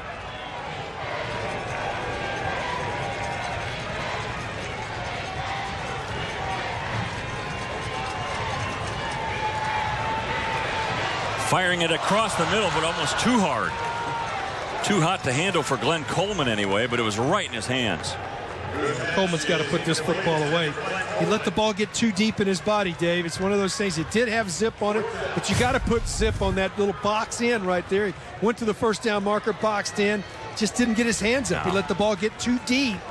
And that's one of those where you feel like you should have had the first down. Got to make those plays. You want to win football games. You can't tell your quarterback, well, throw it easier for these guys. I mean, come on, fire it in there. And not on that particular pattern especially. Right. High punt. This one's probably heading to the end zone, yeah, and beyond. And a flag is down in the backfield. Is that roughing the punter? I think this will be a 5-yard variety right here. I don't think it's roughing. But I think then it's running into the you kicker. might want to go for it. It'd be 4th and 1. I definitely think at this point of the ball game, if you're Ron Turner, I would go for it. Well, I mean, look, you're going to have the ball down at the 39. Let's assume you punt it into the end zone again. You're only picking up 19 yards of field position. Right, and if you add it on to the end of it, you take them back to the 15. But I think you got to go for it here. And he does. It's not roughing. He just ran into him, and so that's the right call. It's a 5-yard penalty. Yeah, they're going to go for it. I think it's the right call. Now, it might not work out, but I think it's the right call. By the way, FIU is 1 for 1 on 4th down conversions. They're just 1 for 13 on 3rd down, but they're 1 for 1 on 4th. Change of football here. They only need a little more than a yard. Smith is the fullback here. The big tight end is the blocking back.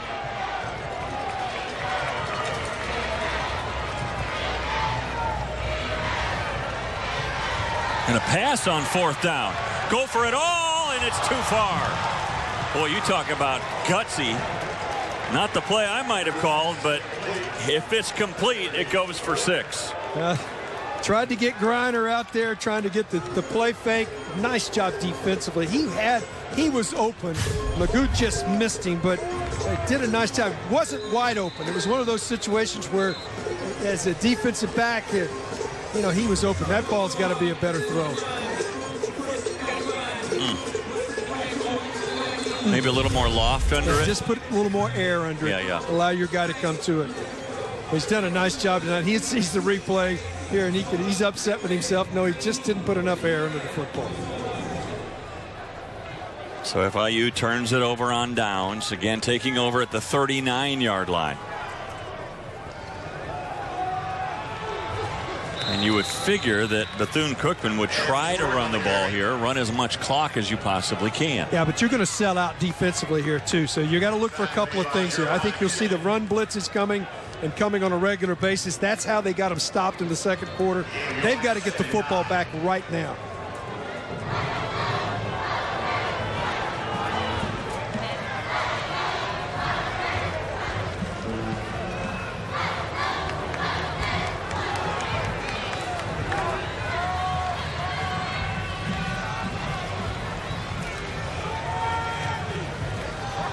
And again, there's too many guys in the box to run anything there. Jordan is stopped after another maybe 1 yard. It's going to bring up a 3rd and long with the clock winding down.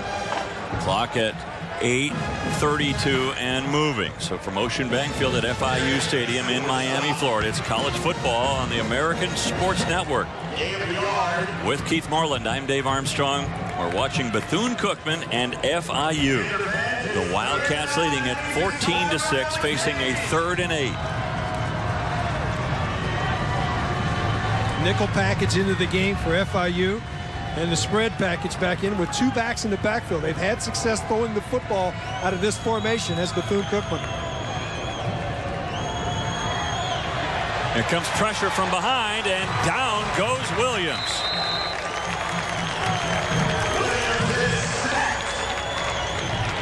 Just bringing more people than they can block. They kept both backs in the backfield trying to help with protection, but they manned up everywhere.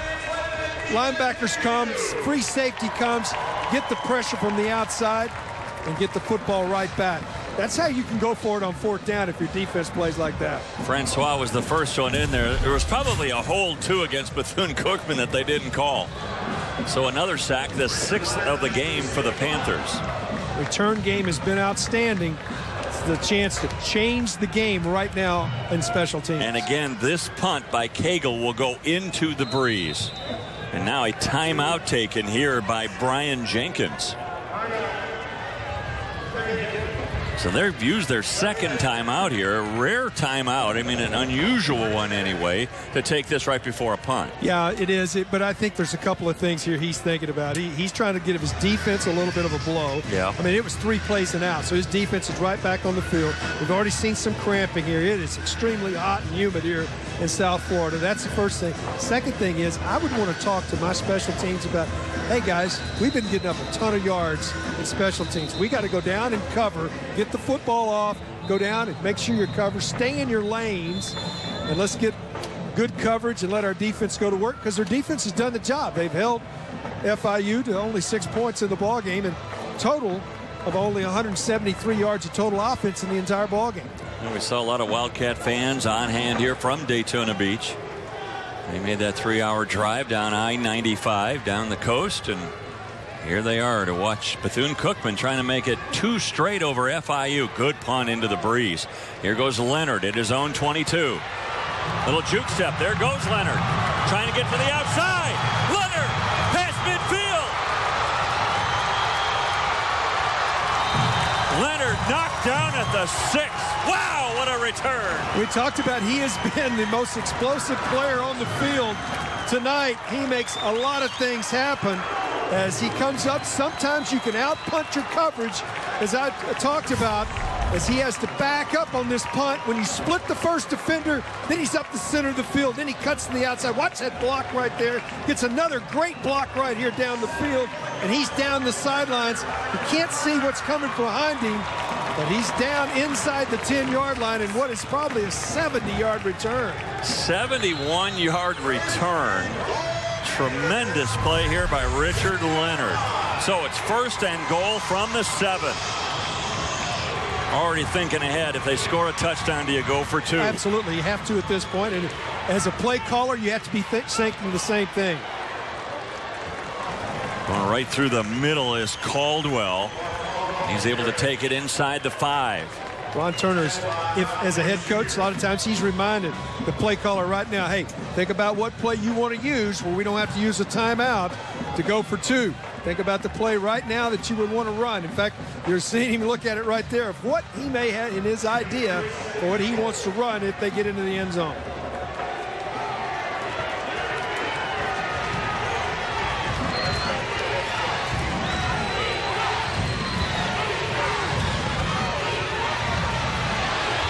Good penetration by Bethune-Cookman to stop that play behind the line. Gardner able to get back to the 5. They've been able to pound the ball in short yardage quite a bit, but boy, great penetration right here. Just across into the backfield. Just whips his block, and he's in the backfield before the tailback gets the football. You're going to have to spread it out, going to have to throw it here.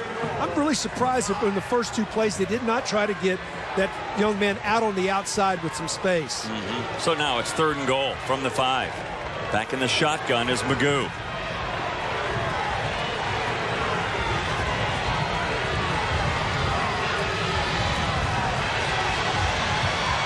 Magoo steps up into the corner of the end zone, and it's deflected and out of play. Incomplete.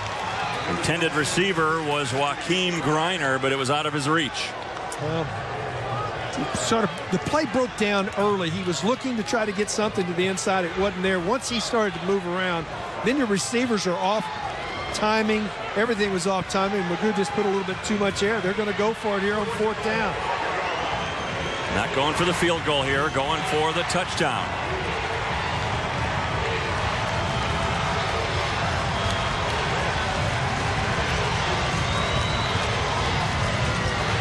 Magoo, quick drop into the end zone, and it is a touchdown. Wow! T.J. Louder. Well, you can't get better coverage than that right there.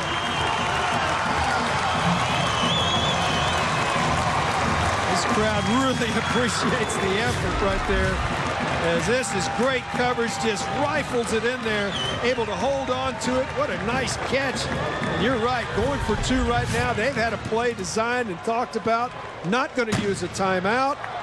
2 points away from tying this football game up. So Louder with a nice catch. He had 3 touchdown receptions a year ago. Gets his first of this season. So now going for a 2-point conversion to tie the game. Play clock's getting down under 5. They get the play off in time. Magoo rolls out to the right. Under pressure into the end zone and incomplete. So the 2-point conversion does not work. Good defense by Bethune Cookman. They took away the quick out. He was looking quick out, then he rolls to the outside. He looks right there, wants to throw it. That's the touchdown, and then he comes back. He tries to roll out on the 2-point conversion. Took away that play, and it's a 14-12 ball game. You are watching the American Sports Network. Next week on ASN. Florida International able to score a touchdown, but then on this 2-point conversion, no go. Well, they tried to get the quick out on the outside. Roll out, trying to get the quick out. It wasn't there at the beginning. Then he's got to look for his secondary receiver, and then the pressure forces him to try to loft it up for the drag pattern from across the formation. Nothing there. Great coverage on the outside. Took away his initial receiver. Anytime you're in that limited amount of space, you have to go down and find other receivers. After your primary receiver is covered, you're in trouble. So you look at the scoring drive, 4 plays, only 1:31. Only had to cover 7 yards, though, and they scored the touchdown on a 4th down play. And neither one of us second-guessed at all the call to go for 2. No, he had to go right there.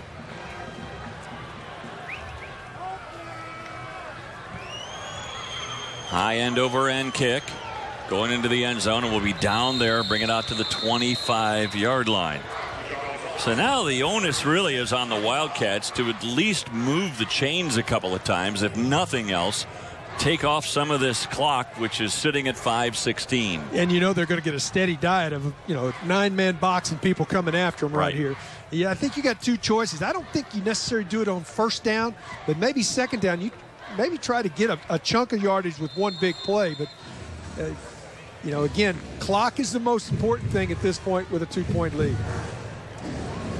So we'll see what Brian Jenkins has held back for this point of the game. 5:16 to go. Quentin Williams has played all but 1 play at quarterback. Larry Brim came in for just 1 play. And the handoff is to Jordan, and he goes around the far side for a couple of yards.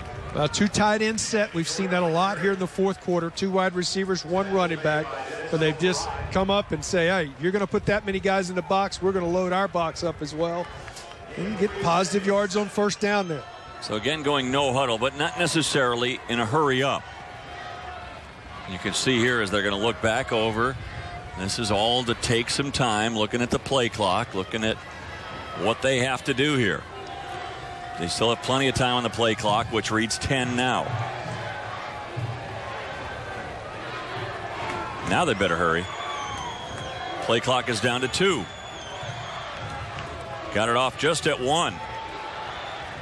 And again, there goes Jordan, and he's able to get it up across the 30 to the 31. Pretty good stretch blocking that time. And they were able to overload the formation with blocking to that side.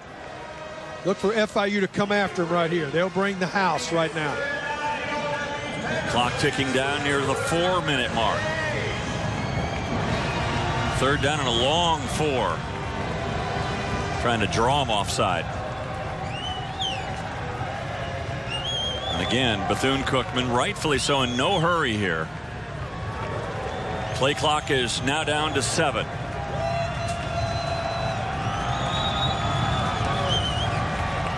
Here comes the pressure. No way he gets the first down. In fact, just got back to the line of scrimmage. McKinnon, the corner, was coming on a corner blitz from that side. They run right into the teeth of the blitz. McKinnon turns it back to the inside. Then the inside pursuit shuts it off. They're going to have to punt it away here again. And what's been the best offense has been the special teams. Absolutely. For FIU. Richard Leonard has 152 yards of punt return yardage in this game. 152 yards. His last one, of course, went for 71 down to the 7. And I tell you what, it's good to have him back. He's been a major part of tonight's deal. He missed all of last year. I'm punting this out of bounds. I'm not punting it to him. I'm not punting it to him. And now the play clock goes down to 0, so that'll back him up 5 more yards.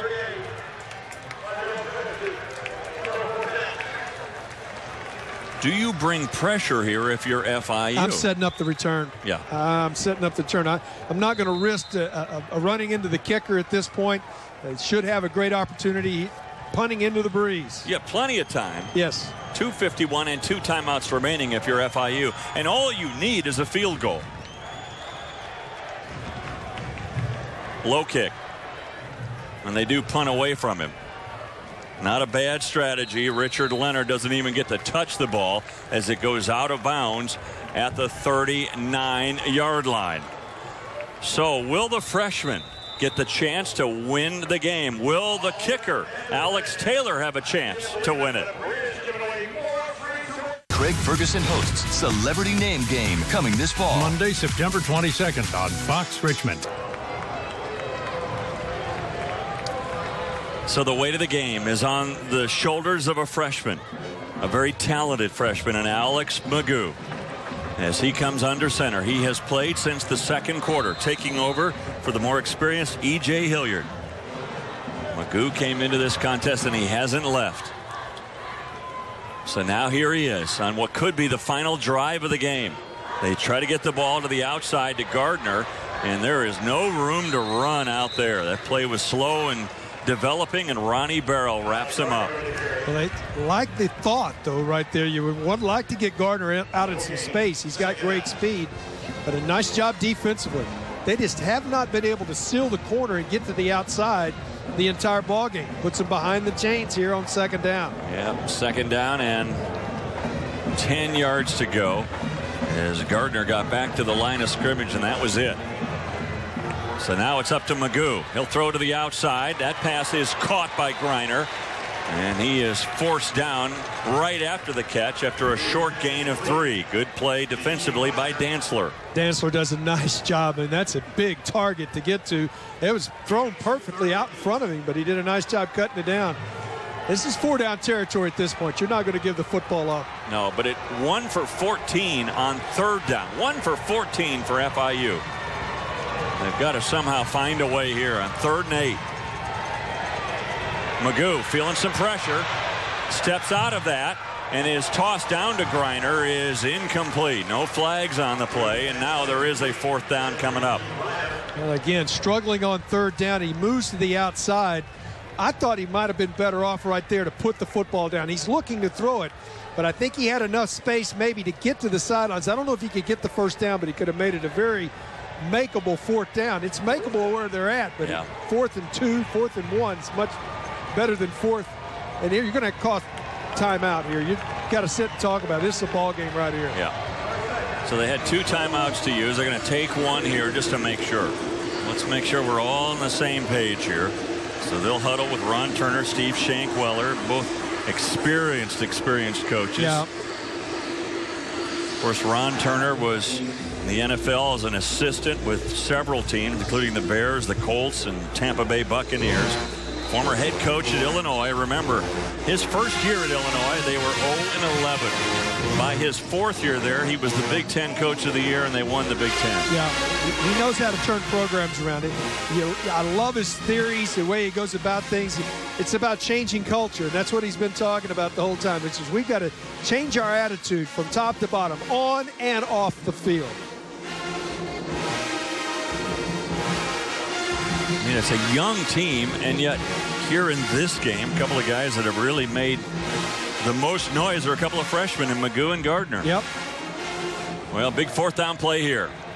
And is there movement? There is. Back him up 5 more. So now it's 4th and 13. That hill just got a little bit steeper to climb. I would think something across the middle of the field at this point. And Magoo, a young quarterback, he seems to have thrown that ball much better throughout the night tonight. Dave, he's seeing the field better in the middle of the field. Some kind of deep box, if they could get something down past the yard to gain, and backs dragging across the middle of the field. Got to protect, though.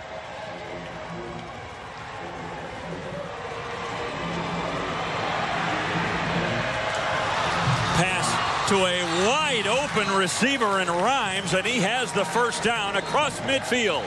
Nice job to see that. We're going to have a penalty on the play, personal foul, roughing the passer to go with it. Wow, that might push him into field goal range almost. Huge play here on 4th down. Not only do they convert, but they tack on 15 more. I tell you what, it's one of those situations where you want to play to the whistle as a player, but right at the end of it, as he comes down, as he comes up, finds his receiver, throws it, and that definitely was after the ball had been released. That was Eric Williams, who's made some real special plays on defense. That was a boneheaded one there. Yeah.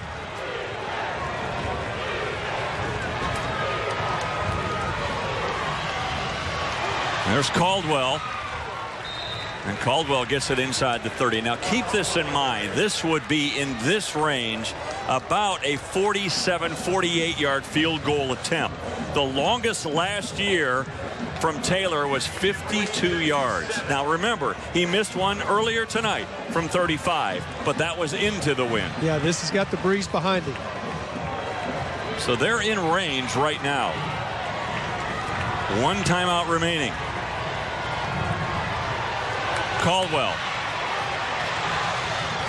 I thought he was going to lose a few, but he's able to get it down to the 27-yard line. But he does a nice job reversing his field and then lowering his shoulders to make sure he gets into that positive territory. Well, this is only 14 seconds to go in the game. You got to call a timeout here or spike the football right now. Take a knee.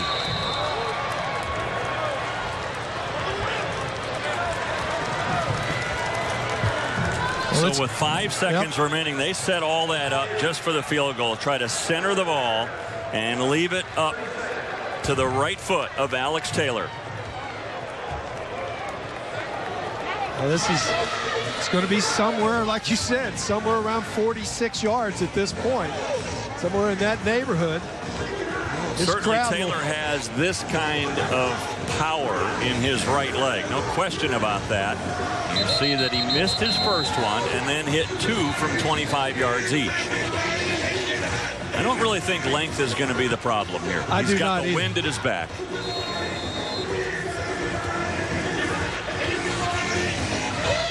One timeout remaining for Bethune-Cookman. Do they try to freeze the kicker? They're setting it up at the 36, so a 46-yard attempt.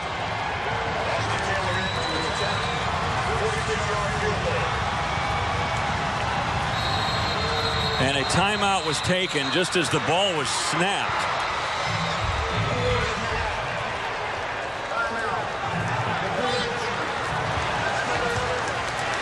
That's something we've seen a lot over the last 4 or 5 years.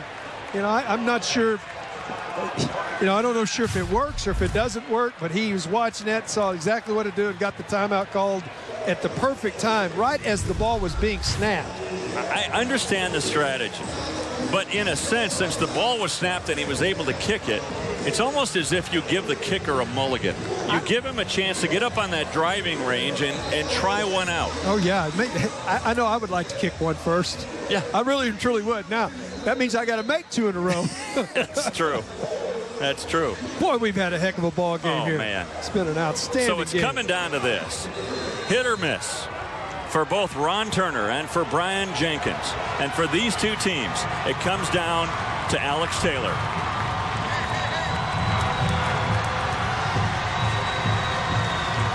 Oh, and the snap is muffed. And Bethune Cookman will win it. Chris Ayers, the punter, couldn't hold on to the snap, and Bethune Cookman survives.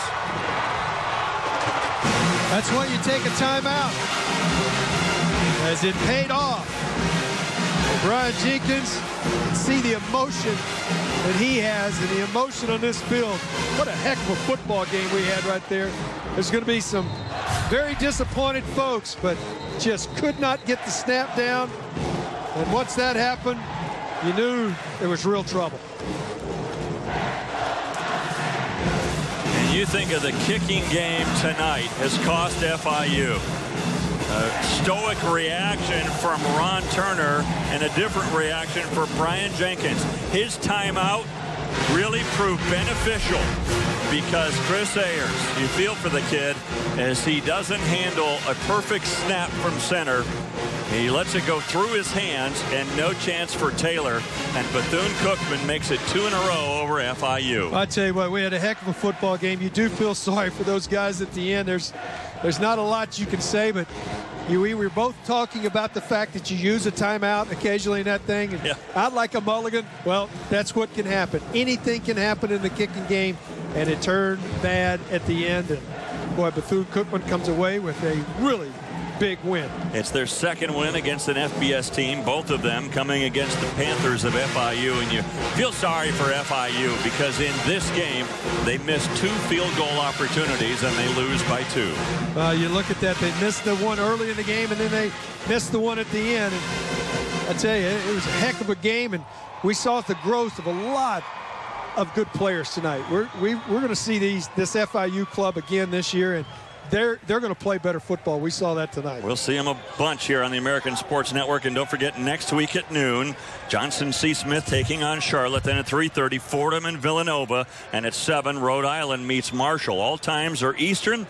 Make sure you check with your local listings in your area. Boy, a terrific, terrific game, a defensive show, and we saw this kid, Alex Magoo, step up in a big way, and it looks like the Panthers just might have found a quarterback of their future right now. Yeah, you're right. Very mature young man. It did a nice job.